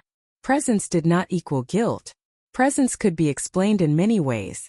Transfer, secondary contact, innocent proximity. If there had been more than one person involved, how could the prosecution be so certain about roles, actions, intent? The courtroom atmosphere thickened. What had once felt like a march toward resolution began to resemble a maze. Prosecutors countered by emphasizing probability. They brought in experts to explain how unlikely secondary transfer would be under these conditions. They pointed to the consistency of the genetic profile, its location, its context. They argued that coincidence stacked upon coincidence was not coincidence at all. But even as arguments sharpened, something subtle was shifting behind the scenes. Investigators began quietly revisiting other names from the old files. People long dismissed. People who had once hovered at the edge of suspicion before fading into obscurity. Not because they believed the arrested suspect was innocent, but because the story might be larger than one person. One name resurfaced repeatedly, always in the margins. Someone connected loosely to both the area and the time. Someone who had been interviewed briefly in 2004 and never contacted again. Their alibi had been thin but unchallenged. Their connection to the victim indirect but real. When detectives tracked this person down, they found a life that had changed dramatically since 2004. New city, new job, new identity in all but name, and an immediate reluctance to talk. The interview was tense, guarded. Answers came slowly, carefully. There were long pauses where silence seemed to press against the walls. When asked about that night, the person claimed not to remember much. Too long ago. Too insignificant. But memory, investigators knew, has a way of sharpening under pressure. When shown old photos, something flickered. Recognition? Discomfort? It was hard to say. The individual denied any involvement, denied seeing the victim, denied being near the location. But their denials felt rehearsed, oddly polished. Still, there was no DNA. No direct link. Just proximity and unease. And so the case began to split into layers: what could be proven, and what could only be suspected. Media coverage adapted quickly. Headlines grew more cautious. Words like twist, new questions, unexpected development began to replace certainty. Commentators debated whether the investigation had become too reliant on forensic science, at the expense of human complexity. Public opinion fractured. Some believed the arrest was long overdue justice. Others worried about a rush to closure. Online arguments spiraled. Timelines were dissected. Court filings parsed line by line. Everyone had a theory. Amid the noise, the victim's family watched quietly. They had waited years for answers, and now they were surrounded by possibilities instead. The name of the accused was everywhere, yet clarity remained just out of reach. Hope, once so distant, now felt unstable, like standing on ice that might crack at any moment. Privately, they asked questions few dared to say aloud. What if this didn't end cleanly? What if the truth was messier than anyone wanted to admit? What if justice, delayed so long, arrived fractured? The prosecutors felt that pressure too. Their case had to be airtight, not just persuasive but resilient. Every ambiguity was a vulnerability. Every unanswered question, a potential collapse. Behind closed doors, strategy meetings grew longer. Charts covered walls. Timelines overlapped. Colored lines traced relationships, movements, possibilities. The narrative was revised again and again, stripped of assumptions, rebuilt from verified facts. One version was strong but narrow. Another was broader but riskier. They had to choose. Meanwhile, forensic experts continued their work, probing the DNA sample with even finer tools. New techniques allowed them to analyze degradation patterns, transfer likelihoods, and contextual placement. Their findings were nuanced, cautious, technical, but they added another layer to the story. The DNA, they concluded, was unlikely to have arrived by casual contact alone. The probability was low. Not impossible, but low. It suggested proximity at a critical moment. Interaction. A shared space during a narrow window of time. That conclusion strengthened the case but did not simplify it. Because proximity still did not explain motive. And motive, after all these years, remained a void. Investigators revisited the victim's life once more, searching for pressures, conflicts, secrets. They spoke to people who had once been close, then distant. Patterns emerged, subtle tensions, quiet disputes, moments of unease that had never been reported because they hadn't seemed dangerous. Now every memory was reinterpreted, every silence re-examined, every offhand comment scrutinized. The story thickened, growing more layered, more human, more troubling. And somewhere in that complexity, the original simplicity of the case, a disappearance, a trace of DNA, a promise of closure, began to dissolve. What remained was a question that no technology could answer on its own. Was the truth singular or shared? As the case moved closer to trial, pressure mounted from all sides. The public demanded resolution. The courts demanded precision. The families demanded meaning. And the investigation, once frozen in time, now moved forward under a strange new weight. Not the burden of ignorance, but the burden of knowing too much and still not enough. Because every new answer seemed to generate two more questions. And the closer they came to the heart of the case, the more it felt like the heart itself was fractured. Waiting, beating, holding something back. The deeper the case was pulled apart, the more it resisted being neatly reassembled. What once looked like a straight line from crime to consequence had become a web, each strand vibrating with implication. Investigators now found themselves in a strange position, closer to the truth than ever before, yet surrounded by uncertainty they could no longer ignore. The prosecution's theory still held. The DNA tied the suspect to the scene. That fact did not disappear. But around it, the context grew unstable. Layers of human behavior, chance encounters, and long-forgotten interactions pressed in from all sides, demanding recognition. Behind closed doors, senior investigators began asking questions they had avoided for months. Not out of doubt, but out of responsibility. What if the crime involved more than one person? What if the DNA told only part of the story? What if the silence of 20 years had protected more than one secret? These were dangerous questions. They threatened to slow the case, complicate it, even derail it. But ignoring them carried its own risk. A conviction built on an incomplete narrative could collapse years later, reopening wounds all over again. So the inquiry widened. Phone records from 2004 were reanalyzed with modern software. Not just the suspects, but anyone who intersected with the victim in the weeks before the disappearance. Old call logs, once meaningless columns of numbers, were reinterpreted as patterns. Clusters formed. Repeated contacts emerged. Some expected, others not. One number appeared more often than memory allowed. It belonged to someone who had never been considered central to the case. A peripheral figure. A name that had passed briefly through early interviews without raising alarms. At the time, their explanations had seemed plausible, their demeanor unremarkable. Now, in the cold glow of hindsight, their presence felt louder. Investigators reconstructed the timeline again, this time mapping communication alongside movement. The result was unsettling. Calls aligned with key moments. Gaps overlapped. Silences coincided. It didn't prove coordination, but it suggested awareness.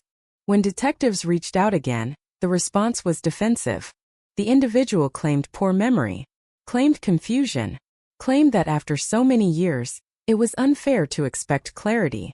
Their tone shifted when questioned about specific times and places. Subtle irritation crept in, then caution, then restraint. Still, nothing rose to the level of evidence. And that was the problem. The case was becoming a study in implication without confirmation.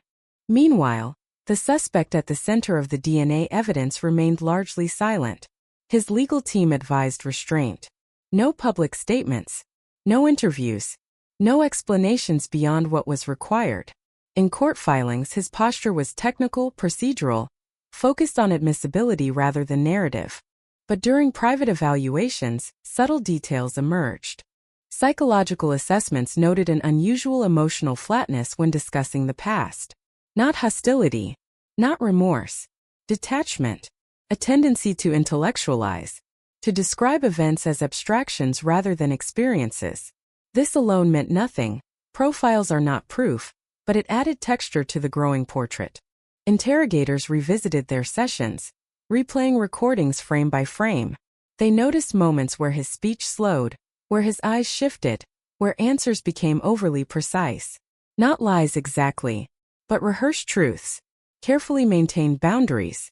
At one point, when asked an open-ended question about 2004, not accusatory, not specific, he paused longer than before, then said quietly, "A lot of people made mistakes back then." It was an odd choice of words. Not I, not they, just people. The statement was noted, filed, debated. It offered nothing concrete, yet it lingered like an echo. Outside the investigation rooms, the case had become something else entirely. It was no longer just a crime story. It was a referendum on memory, justice, and time. Podcasts speculated. Commentators argued. Former detectives weighed in with competing theories. Some praised the persistence of law enforcement. Others warned against overconfidence fueled by technology. The phrase "DNA isn't destiny" began to circulate. At the same time, advocates for victims pushed back, reminding the public that without genetic evidence, this case would still be frozen. That science had given voice to someone who could no longer speak. That delay did not equal doubt. The tension between those perspectives grew louder with each passing week. Then came another development, quiet, procedural, but seismic. A review of evidence handling from the original investigation revealed an undocumented transfer. Not contamination, not tampering, but a gap. A brief period where the biological sample had changed hands without clear notation. It was minor, possibly clerical, common in older cases, but in a courtroom, possibly is a dangerous word. The defense seized on it instantly. Motions were filed to suppress. Arguments sharpened. Experts clashed. The integrity of the sample, once assumed unassailable, became a battlefield. Prosecutors pushed back hard. They produced logs, testimonies, protocols. They argued continuity, consistency, probability. But the doubt had been planted, and doubt, once planted, grows easily. Behind the scenes, stress mounted. Careers were on the line. Years of work balanced on technicalities. Everyone understood what was at stake. Not just a verdict, but the meaning of the entire case. The victim's family felt the shift before anyone told them. Meetings grew more cautious. Language softened. Expectations were managed. The word certain quietly disappeared from conversations. Still, they held on. They had waited too long to give up now. In the midst of this uncertainty, investigators returned once more to the physical landscape of 2004. They walked the routes again, this time with fresh eyes and digital overlays. They examined lighting conditions, sightlines, obstructions that no longer existed. What had once been dark was now illuminated, literally and figuratively. And in doing so, they noticed something that had been overlooked for years. A narrow passage between properties, barely visible on old maps, easy to miss unless you knew it was there. A shortcut, a way to move unseen, connected two key locations. Suddenly, the geography made sense in a new way. Movement that once seemed improbable became plausible. Timelines loosened. Scenarios multiplied. This passage had not appeared in any early reports. No one had documented it. No one had thought to. But it existed. And it changed everything. Because if someone knew that path, really knew it, they could move quickly, quietly, without being seen. They could cross spaces thought disconnected. They could appear where they shouldn't.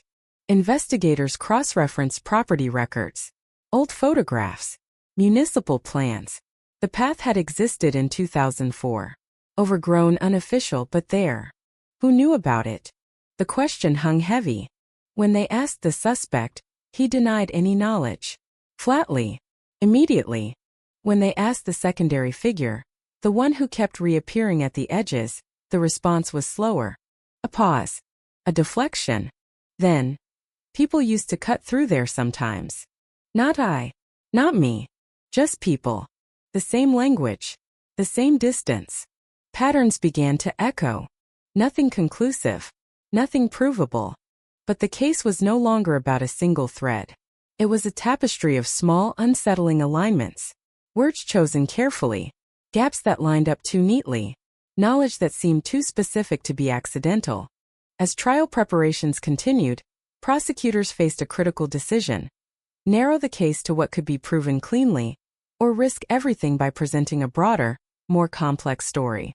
They chose restraint. The official narrative would focus on what could be demonstrated. Presence, opportunity, forensic linkage. Everything else would remain background, context, implication. But beneath that official story, investigators knew something else was unfolding. The truth, whatever it was, had layers. And some of those layers were still hidden, waiting, just beneath the surface, ready to surface at the worst possible moment. As the trial date drew closer, the case began to feel less like a straight line and more like a fault line under pressure. Every motion filed, every hearing scheduled, sent tremors through a story that had already endured 2 decades of silence. What had once been a frozen moment in 2004 was now unstable, shifting, threatening to crack in unexpected places. Inside the prosecution's offices, the strategy narrowed. They would not chase every shadow. They would not speculate. They would tell a disciplined story, one anchored to evidence that could survive cross-examination. DNA, location, opportunity, presence. A narrative simple enough to hold, strong enough to stand. But simplicity came at a cost. Because outside that narrative, contradictions continued to breathe. One of them emerged from a detail so small it almost escaped notice: timestamps. When analysts reprocessed archived phone and utility data using updated synchronization models, slight discrepancies appeared. Not dramatic differences, minutes, sometimes seconds, but enough to disturb the clean edges of the timeline. A call logged earlier than previously thought. A signal handoff occurring sooner. A device registering movement just before a key moment rather than after. Individually, these meant nothing. Together, they suggested something uncomfortable. The sequence might not have unfolded the way everyone assumed. Investigators began sketching alternate flows of events. Not to replace the official theory but to stress test it. They asked uncomfortable questions. What if the critical interaction happened earlier? What if the victim encountered someone unexpectedly, before the window everyone focused on? What if the crime was not a single moment, but a chain of decisions unfolding over time? These questions led back again and again to the same unresolved issue: interaction. Who spoke to whom and when? The more they looked, the more they saw how little was truly known about the final hours. Witness statements conflicted. Memories contradicted one another. Some accounts had been influenced by later media coverage.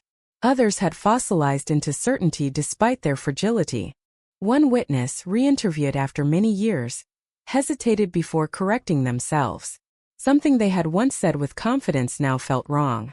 They admitted they might have misremembered the order of events. It was a small correction, but it rippled outward, unsettling timelines that depended on it. Defense attorneys seized on this instantly. They argued that the case had been reconstructed backward, that once DNA pointed to a suspect, everything else had been retrofitted to support that conclusion. They painted a picture of confirmation bias, of investigators unconsciously shaping facts to fit a desired outcome. The prosecution pushed back, but the damage was subtle and cumulative. Certainty, once projected with confidence, began to blur at the edges. Meanwhile, another development quietly complicated matters further. A forensic review of the DNA mixture suggested that it might not be as singular as originally thought. The profile was strong, yes, but there were trace elements indicating possible contributions from more than one individual. These secondary markers were faint, degraded, and not sufficient to identify anyone else. But their presence raised a troubling question. What if the DNA was part of a mixture created by contact between multiple people? What if it was transferred indirectly? The experts disagreed. Some argued the mixture was consistent with environmental noise. Others said it warranted caution. The debate was technical, dense, and deeply consequential. Because if the DNA could not be definitively tied to a single direct act, then its narrative power weakened. A narrative in a case like this was everything. Outside the courtroom, the story continued to evolve in the public imagination. True crime forums split into camps. Some accused investigators of tunnel vision. Others accused skeptics of undermining justice. The victim's name trended again, attached to speculation, arguments, theories, many of them contradictory. The family watched all of this with a quiet exhaustion. They had hoped the reopening of the case would bring clarity. Instead, it had brought noise. Their loved one's life was being debated by strangers, dissected into data points, stripped of intimacy. They asked again the question that had followed them for years: what really happened? And for the first time, even investigators struggled to answer with confidence. Behind the scenes, pressure mounted to resolve the case before it fractured further. Prosecutors worried that jurors, overwhelmed by complexity, might lose sight of the core facts. Defense teams prepared to exploit every ambiguity. Judges grew increasingly cautious. Then, unexpectedly, a new element entered the picture. Not evidence but testimony. A former acquaintance of the suspect came forward voluntarily. They hadn't spoken before, they said, because they hadn't realized the relevance. They had dismissed their memory as trivial. But after seeing the coverage, hearing details repeated, something had clicked. They remembered a conversation from years ago. A casual remark made in passing long before any arrest. At the time it had sounded like nothing, dark humor maybe or exaggeration. But now, reframed by everything that had surfaced, it sounded different. The person described the suspect speaking about an incident in vague terms. Not naming anyone. Not giving specifics. Just a statement about something that went wrong, and not being able to take it back.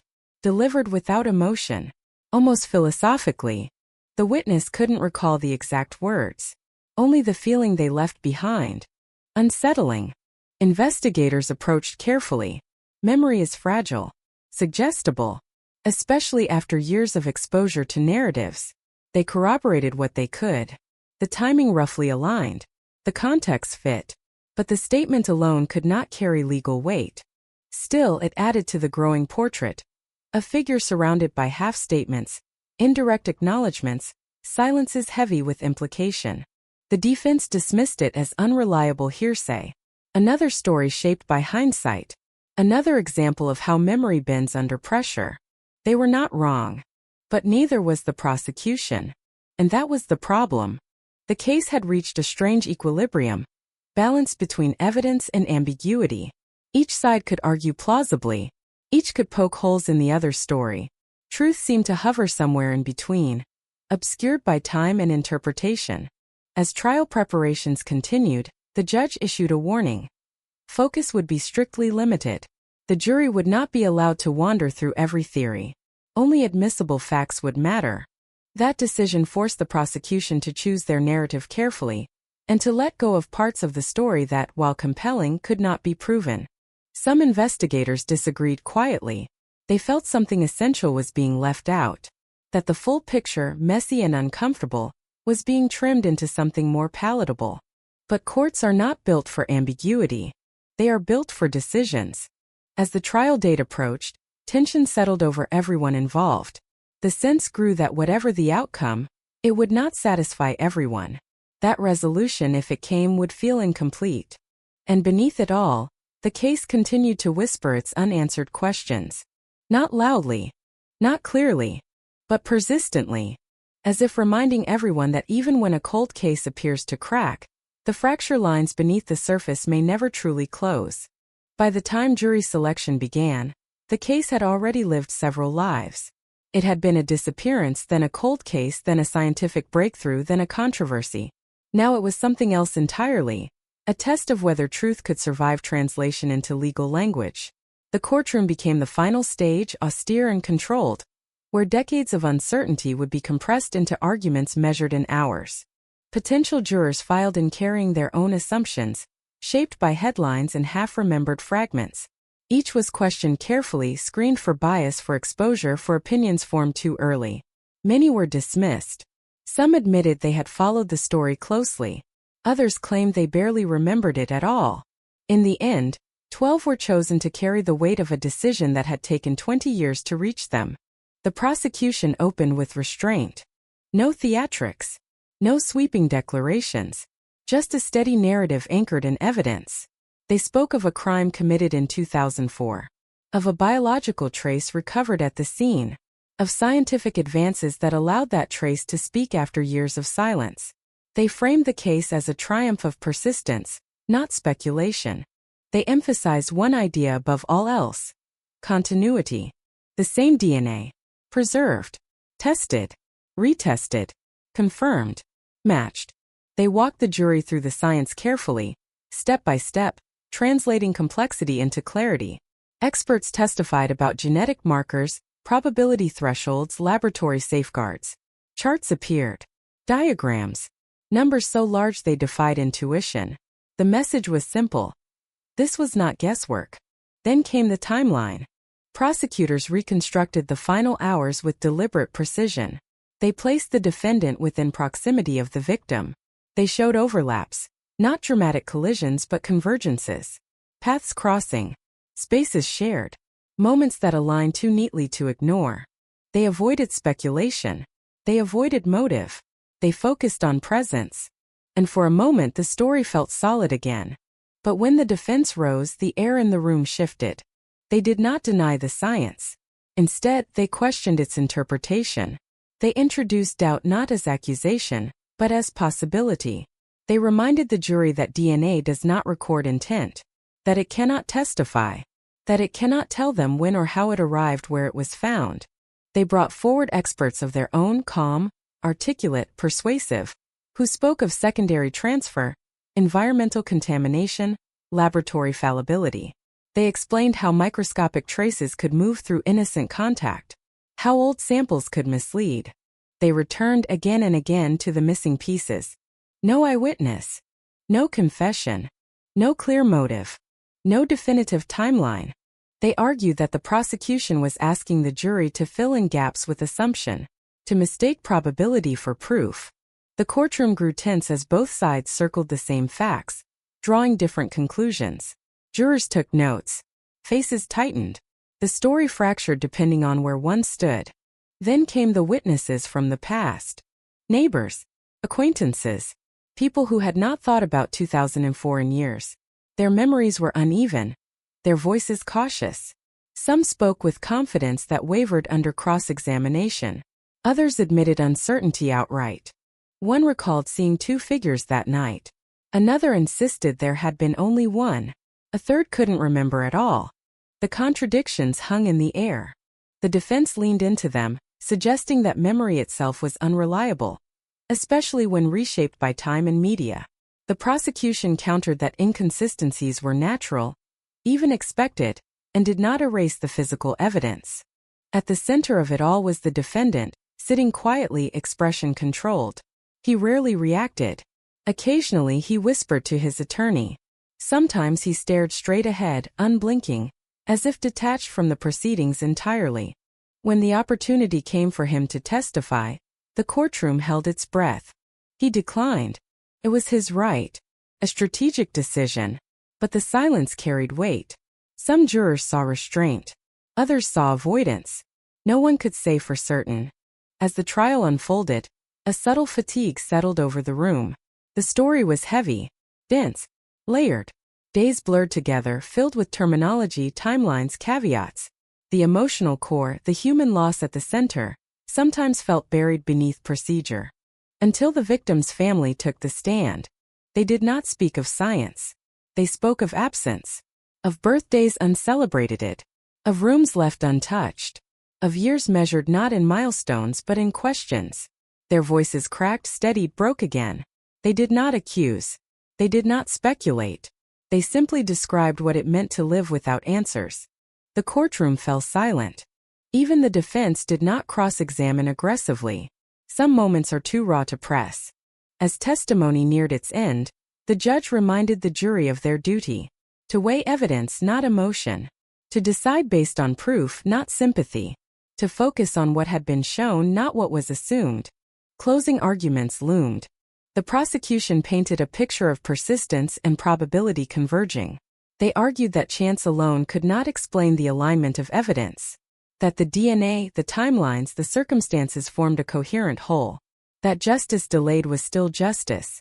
The defense responded with a warning. That the case was built on inference stacked upon inference. That doubt had not been eliminated, only minimized. That the jury must be certain beyond a reasonable doubt, not persuaded by narrative. They asked a final question, quietly but pointedly. What if the story you've been told is only one of several that fit the facts? The question lingered long after they sat down. When deliberations began, the courtroom emptied, but the tension did not. Behind closed doors, 12 people now carried the weight of decades. They pored over exhibits, replayed testimony, argued gently then heatedly. Some were convinced. Others hesitated. Hours turned into days. Outside, reporters waited. Families waited. The world waited. Inside the jury room, the case fractured again into competing interpretations. Some jurors returned again and again to the DNA, seeing it as decisive. Others could not move past the uncertainties, the gaps, the alternate explanations, the lack of direct narrative. At one point, a juror asked a question that echoed the unease many felt. If we're not sure how it happened, can we be sure who did it? The question hung in the air, unanswered. As deliberations stretched on, the judge called the jury back to address procedural matters. Faces looked strained, tired, thoughtful. No verdict yet. The cold case, once believed cracked, now hovered in a strange in-between state, not frozen, not resolved, but suspended. And in that suspension the past pressed harder than ever. Because the truth, whatever it was, had not yet finished revealing itself. The longer the jury deliberated, the more the silence outside the courtroom began to feel like a presence of its own. Reporters paced the hallway. Families sat apart, careful not to look at one another. Every time the door opened, heads turned. Every whisper carried weight. The case had reached that fragile point where resolution and collapse felt equally possible. Inside the jury room, the atmosphere had shifted from debate to endurance. They had reviewed the evidence again and again. Charts were spread across the table. Notes were reread until margins blurred. Some jurors spoke passionately. Others spoke less but listened harder. The group was divided, not cleanly, not predictably, but deeply. Those leaning toward guilt returned repeatedly to the DNA. They spoke of probability, of scientific certainty, of how rare such a match truly was. They argued that coincidence could not account for everything, that at some point doubt had to give way to reason. Those leaning toward acquittal returned just as stubbornly to the gaps, to the missing hour, to the inconsistencies, to the lack of motive, to the possibility, however uncomfortable, that presence did not equal responsibility. They reminded the group that the burden was not to explain what might have happened, but to be convinced beyond reasonable doubt of what did. The conversation looped, tightened, frayed. At one point, a juror asked quietly whether anyone truly understood how the DNA ended up where it did. No one answered immediately. Eventually someone said, "Not completely." That answer settled heavily. The judge, informed of the stalemate, instructed them to continue deliberations, to listen, to reconsider, to try again. It was not a reprimand, just a reminder of duty. But pressure mounted all the same. Outside speculation surged. Headlines began to hedge. Analysts debated hung juries, retrials, mistrials. The phrase reasonable doubt trended alongside the case name. Every outcome seemed possible, none certain. Late on the second full day of deliberations, a note arrived from the jury. They had reached a decision. The courtroom filled again, slowly, cautiously. The defendant was let in, expression unreadable. The victim's family sat together, hands clasped.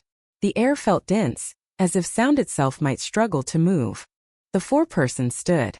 The verdict was read. Not guilty. The words landed softly, almost gently, and yet they struck like a shock wave. A murmur rippled through the room. Some gasped. Others stared ahead, stunned. The defendant closed his eyes briefly, then exhaled. His shoulders dropped just slightly. Across the aisle, the victim's family remained still, faces tight, absorbing the weight of a decision that did not bring the closure they had waited decades for. The judge thanked the jury for their service. Court was adjourned. Just like that, it was over. Or so it seemed. Outside, microphones surged forward. Questions flew. Do you feel vindicated? Do you still believe justice was served? What happens now? The defendant's attorney issued a short statement emphasizing the verdict, reiterating that the jury had spoken. The defendant himself said nothing. Prosecutors declined to comment in detail. Their expressions betrayed exhaustion more than disappointment. They had known this outcome was possible. Still, it hurt. The family released a brief statement through their representative. It spoke of heartbreak, of disappointment, of gratitude to those who had tried. It did not mention the defendant by name, did not accuse. It simply said they would continue to seek truth. And then the story shifted again. Because a not guilty verdict did not erase the case. It changed its shape. Legally, the defendant walked free. The charges were resolved. Double jeopardy closed one door permanently. But the investigation itself was not declared over. Not officially. Not quietly. Behind the scenes, law enforcement reviewed what remained unresolved. The questions that had never been answered. The inconsistencies that had never aligned. The alternate possibilities that had been set aside for trial strategy. The cold case unit reopened its internal review, not as a prosecution, but as an inquiry. And in that review, something unexpected happened. A technician, re-examining archived materials for completeness, noticed a discrepancy that had gone unremarked for years. A piece of evidence logged under a generic label had been miscategorized. It wasn't new. It wasn't newly discovered. It had simply never been properly contextualized. A small item, unassuming, collected early, filed quickly. When its origin was rechecked, it didn't quite fit the official narrative. It wasn't connected to the defendant. It wasn't connected to the primary alternate figure either. In fact, its presence raised a disturbing possibility that someone else had been closer to the center of the event than anyone realized. This discovery did not overturn the verdict. Could not. But it reopened a question many thought had been answered. Whether the right person had ever truly been identified. The item was sent for analysis using modern methods unavailable years earlier. Results were slow, careful, quiet. There was no announcement, no press release. But within investigative circles, tension returned. Because the data suggested a profile that did not match any known individual in the case. Another DNA signature. Another shadow. And suddenly, the story no longer fit the frame everyone had argued over. What if the trial had been about the wrong person? What if the DNA that led to an arrest had been only part of a larger, more complicated picture? The idea was unsettling. It threatened to unravel years of work. It raised uncomfortable questions about focus, bias, and the seductive power of a clean narrative. Yet the evidence did not lie. It whispered. It hinted. It refused to stay quiet. As weeks passed, rumors of renewed testing began to circulate quietly. Nothing official. Nothing confirmed. But enough to stir speculation among those who watched closely. The victim's family was informed, cautiously, that new analysis was underway. Not a promise. Not a breakthrough. Just a continuation. Their reaction was muted. Hope had become something they handled carefully now like glass. And so the case, thought finished, slipped once more into uncertainty. Not closed. Not solved. Not forgotten. Suspended between what had been decided and what still refused to disappear. Because somewhere in the layers of evidence, beneath verdicts and arguments and decades of assumptions, the truth remained unfinished. Waiting. And ready perhaps to surface one last time. The files were never meant to speak again, yet somehow they did. In a quiet, fluorescent-lit room deep inside the records division, drawers slid open that had not been touched in years, folders lifted with the faint resistance of settled dust. Labels faded into anonymity. This was not the dramatic reopening the public imagines.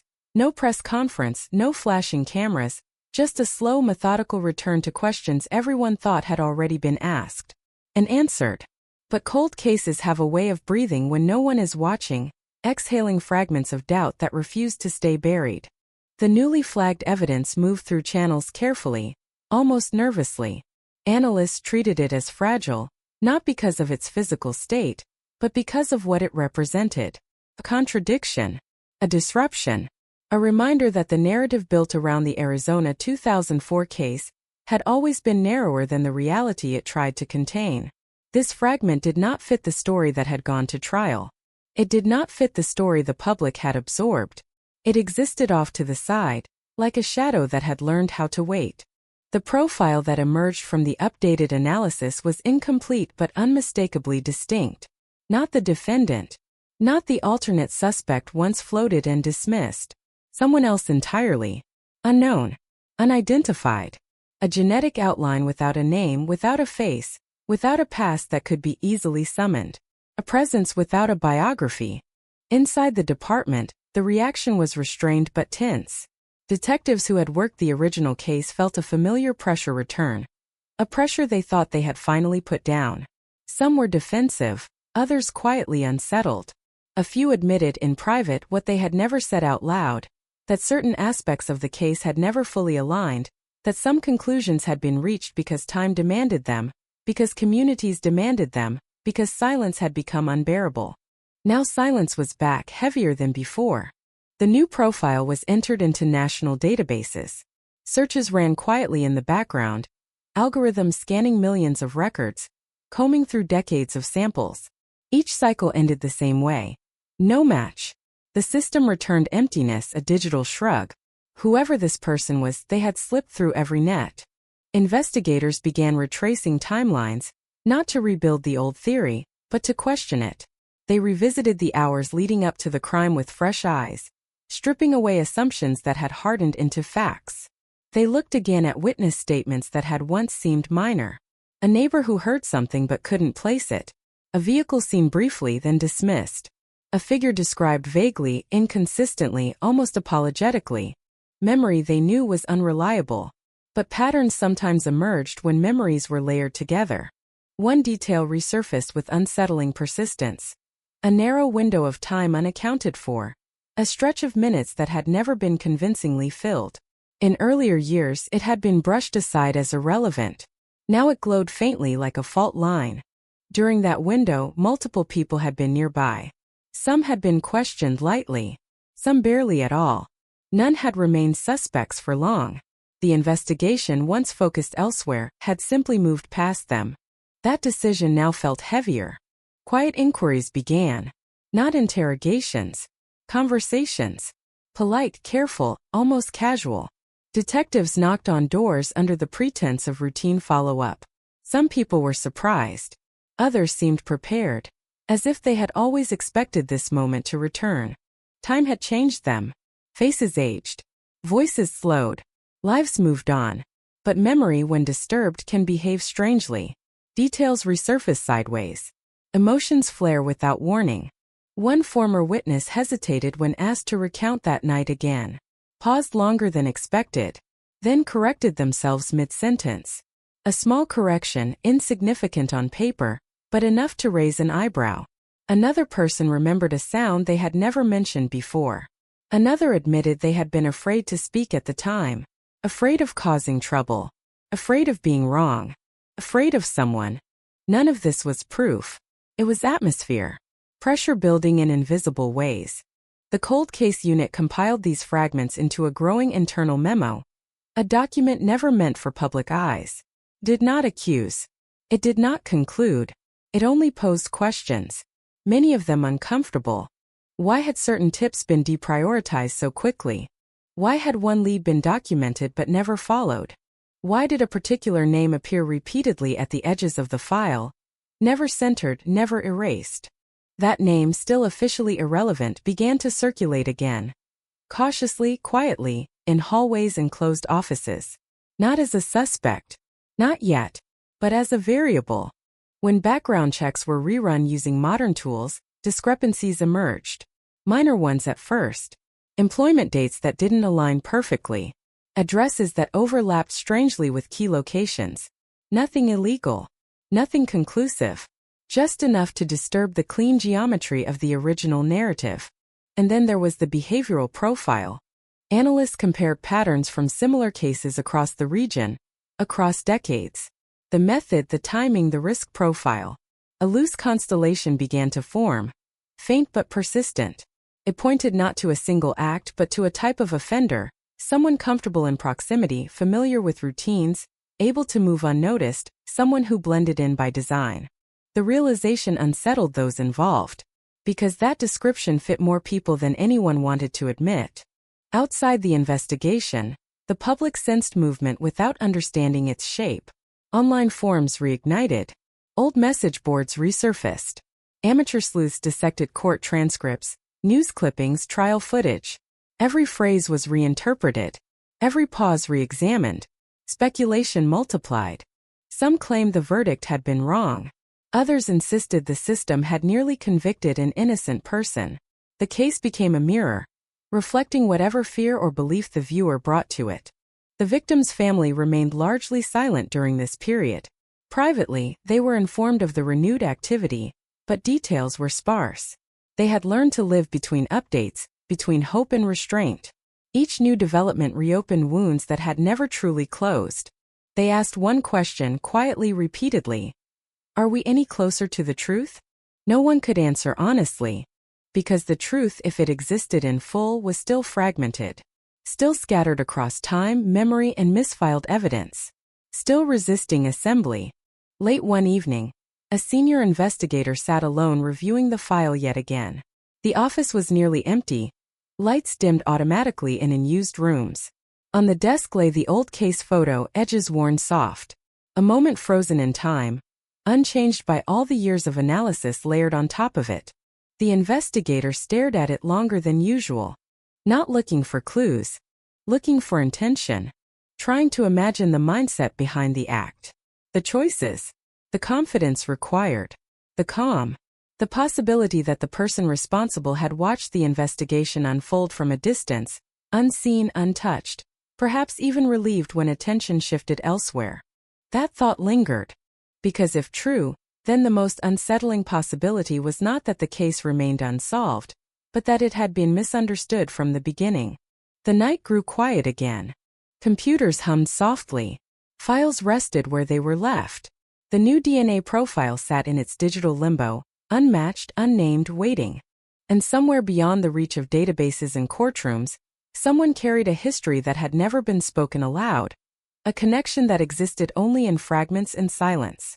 The Arizona case, once declared cracked, now hovered in a strange in-between state, legally closed, intellectually reopened, emotionally unresolved. A cold case wearing the illusion of an ending. And as investigators prepared their next internal review, as analysts queued another round of comparisons, as the family braced for whatever might come or might never come, one truth became impossible to ignore. The story was not finished. It was only pausing, holding its breath, waiting for the one detail, the one fracture in time that would finally force it to speak. The pause did not feel like rest. It felt like tension pulled thin, stretched across years, vibrating with the slightest disturbance. Inside the system, the case existed in a strange half-life, not active, not dormant, suspended in a state where every new data point carried the weight of consequence. The label cold no longer fit. Neither did solved. What remained was something quieter and more dangerous. Uncertainty with momentum. The new DNA profile sat at the center of it all. A silent code waiting for coincidence. Algorithms continued their slow, tireless work, cross-referencing databases that grew larger by the day. Every upload from another jurisdiction, every genealogical submission, every forgotten sample processed somewhere else in the country had the potential to collide with it. Investigators knew this kind of match rarely announced itself with drama. More often, it appeared as a line of text on a screen. A percentage. Probability. A small alert that changed everything. Weeks passed. Then months. During that time, fragments of the past continued to surface in unexpected ways. A retired officer reached out after seeing renewed discussion online, admitting he had always been uneasy about one overlooked detail. A former lab technician clarified an old procedural shortcut that had once seemed harmless. A journalist uncovered a forgotten local article that mentioned a name absent from the official timeline. Each fragment alone meant little. Together they formed pressure. Inside the cold case unit, a working theory began to take shape, not official, not documented, but quietly shared among a small circle. It suggested that the original investigation may have narrowed too quickly, anchoring itself to a narrative that felt clean enough to survive scrutiny. Everything that didn't fit had been trimmed away, not maliciously, but conveniently. The system, doing what systems often do, had protected its own momentum. The theory proposed something more unsettling, that the truth had always been nearby, obscured not by brilliance or planning, but by familiarity. That the person responsible may have blended so seamlessly into the environment that no alarm ever truly sounded. Someone known. Someone ordinary. Someone whose presence raised no questions at all. This idea reframed everything. It cast old witness statements in a different light. It gave new meaning to hesitations, to half-finished sentences, to memories that had always felt just slightly off. It suggested that fear, not ignorance, might have shaped silence. That omission could be a form of survival. The investigators didn't say this out loud. They didn't need to. The shift was visible in the way files were reorganized, in the names quietly moved from the margins toward the center, in the renewed attention paid to interpersonal connections rather than isolated acts. And then, late one night, the database finally responded. A partial association appeared. Not a direct hit, not a full identification, but a familial signal. Weak, distant, statistically cautious. The kind of result that demanded restraint. It did not name a suspect. It suggested a lineage, a branch, a direction. The profile appeared to share genetic markers with someone who had voluntarily submitted DNA years later, for an unrelated reason. That individual was not a suspect, not connected to the case in any documented way. But the connection implied a relative, possibly close, possibly distant, who had never been tested. The room went quiet when the result appeared. This was the moment investigators had learned to treat carefully. Familial DNA could open doors, but it could also mislead. It required patience, precision, and above all, discretion. One wrong step could contaminate everything. Genealogists were brought in. Trees were built slowly, painstakingly, branch by branch. Names emerged. Some were crossed out. Some circled. Generations unfolded backward in time, weaving through records of births, moves, marriages, disappearances. The work was meticulous, almost meditative. Patterns began to form. A cluster of relatives connected to a specific region. A timeline that overlapped with the year of the crime.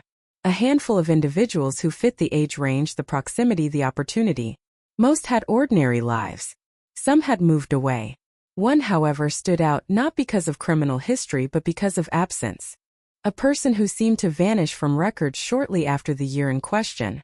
No clear death certificate. No clear relocation. Just gaps. That absence echoed. Investigators tread carefully. They knew what speculation could do. They knew how easily narratives hardened before facts.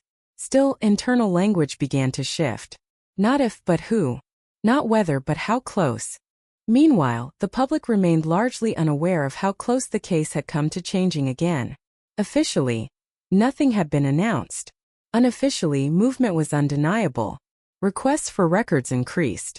Subtle inquiries were made. Old addresses were visited. Conversations were reopened with people who had not spoken to law enforcement in decades. Some were cooperative. Others were startled. A few were defensive in ways that felt disproportionate to the questions being asked. And then there was silence again. A long one. The kind that invites speculation but offers no confirmation. Inside the department, discussions turned cautious. Legal advisors weighed in. Standards of evidence were reviewed. Everyone understood what was at stake. A public declaration without absolute certainty would fracture trust. Another misstep could be irreversible. So the work continued quietly, carefully, relentlessly. The family was updated in measured tones. There was progress, they were told. Not conclusions. Not promises. Just movement. They listened the way they had learned to listen over the years, with hope held at arm's length, with grief folded neatly behind practiced composure. They asked the same question again. Are we closer? This time the answer was different. We think so. Outside the investigation, the world moved on. New cases dominated headlines. New tragedies replaced old ones. But in certain circles, among detectives, analysts, journalists who had followed every twist, a familiar tension returned. A sense that something was aligning. Because cold cases do not usually end with explosions. They end with clicks. With documents aligning. with probabilities tipping just enough to become action. And somewhere within the web of data, memory, and time, the Arizona 2004 case was tightening around a shape it had never fully seen before. A shape defined not by certainty yet, but by direction, by convergence, by the growing sense that the story long believed finished was preparing to reveal its final movement. Not loudly, not suddenly, but inevitably, as if the truth itself had been waiting for the world to catch up. The moment did not arrive with sirens or flashing lights. There was no dramatic knock, no sudden announcement that rippled through the city. It arrived quietly, almost invisibly, the way truth often does when it has waited too long to be welcomed. A line of data updated in a system. Probability threshold crossed. A relationship between names that could no longer be dismissed as coincidence. Inside a secure office, a small group gathered around a screen. No one spoke at first. They didn't need to. The numbers spoke for them. The familial DNA trail had narrowed. Not perfectly, not conclusively, but enough to transform theory into direction. The branches of the genealogical tree, once sprawling and chaotic, had converged toward a single limb, a family line rooted in the same region, a history that intersected, quietly but unmistakably, with the geography of the crime. One name surfaced again, not as an accusation, not yet, but as a gravitational center. A person who had always existed at the edge of the story, mentioned once or twice in early reports, never pursued, never elevated. Someone whose presence had seemed too ordinary to matter, too unremarkable to suspect. Someone who had lived close enough to know routines, close enough to blend in, close enough to disappear into familiarity. Time had not been kind to the record. Some documents were missing, others incomplete, but enough remained to sketch an outline, not of guilt but of opportunity. The next steps were delicate. Surveillance was not possible. Warrants required more. Interviews had to be justified. Everything had to be precise. The past had already proven how costly assumptions could be. Investigators approached indirectly, through updated background checks, through peripheral contacts, through the slow reconstruction of a life that had left few clear traces. They learned of moves made quietly, of jobs taken and left without ceremony, of relationships that never quite settled, of a person who drifted just enough to avoid being remembered clearly. And then something unexpected surfaced. A record from years after the crime. A minor incident. Not criminal in the way headlines demand, but strange in its details. A behavior that echoed patterns seen in the case file. Subtle but familiar. A resonance that made seasoned investigators pause. The pieces did not click into place all at once. They leaned toward each other hesitantly, as if aware of the weight they carried. Discussions turned cautious, almost reverent. Words like probable and possible were chosen carefully. No one wanted to repeat history by forcing a narrative to fit. The memory of the trial, the acquittal, the public fracture it caused, all of it lingered like a warning. Still, momentum grew. A request was drafted, then revised again. Legal language tightened. Thresholds were debated, risk assessed. At every step, restraint competed with urgency. When authorization finally came to collect a new DNA sample, it was not framed as an accusation. It was procedural, administrative, almost mundane. A request tied to a broader review. The individual complied. There was no resistance, no confrontation, just a brief exchange, a signature, a swab, a polite thank you. Another ordinary moment added to a long list of ordinary moments that, together, concealed something extraordinary. The sample was logged, processed, queued, and then once again the waiting began. Days passed, then weeks. The lab moved at its own pace, indifferent to anticipation. Outside nothing changed. No headlines, no leaks. The world continued unaware that a decades-old question hovered on the edge of transformation. When the results finally arrived, they did not arrive loudly. They arrived as a report, a match probability, a comparison, a conclusion written in careful clinical language. The room went still. The numbers were no longer ambiguous. They did not shout certainty, but they whispered it with enough confidence to be undeniable. The DNA was consistent. Not circumstantial. Not suggestive. Consistent. The profile from the crime scene aligned with the individual's genetic markers within accepted scientific thresholds. The long fractured trail, the misfiled evidence, the overlooked detail, the decades of doubt, converged into a single point. For a moment no one spoke. Some felt relief. Others felt something closer to grief. Not for the person now implicated, but for the years lost chasing shadows, for the life interrupted long ago, for the truth that had taken so long to surface. But even now, the system moved carefully. There was no dramatic arrest that day. No cameras. No statement. Because one final truth remained. Justice, delayed this long, must move with precision. Files were prepared. Supervisors briefed. Legal pathways examined. Every step reviewed twice. The lessons of the past demanded it. And while the machinery of accountability began to turn, quietly and deliberately, the broader story lingered in a strange limbo, not yet public, not yet closed. The family was contacted again. This time the tone was different. Measured but heavier. They were told that investigators believed they had identified a strong new lead. That scientific evidence now pointed in a direction it never had before. That nothing was final but something had changed. Silence followed on the other end of the line. Then breath. Then a question spoken softly, almost afraid to exist. Is it real this time? No promises were made. Only this. It's closer than it's ever been. When the call ended, the room felt smaller. The weight of years pressed in. Outside, the world continued unaware. But inside the case, something had shifted irreversibly. The Arizona 2004 cold case, once declared cracked, then quietly unraveled, now stood on the edge of a different kind of resolution, one shaped not by headlines or haste, but by patience, technology, and the stubborn refusal of truth to disappear. Whether the final chapter would bring justice, accountability, or yet another layer of complexity remained unknown. But the silence that followed was no longer empty. It was charged. Because somewhere between the past and the present, between evidence and memory, between what had been assumed and what had finally been tested, the story had found its voice again. Not shouting. Not pleading. Just waiting. Waiting to be heard.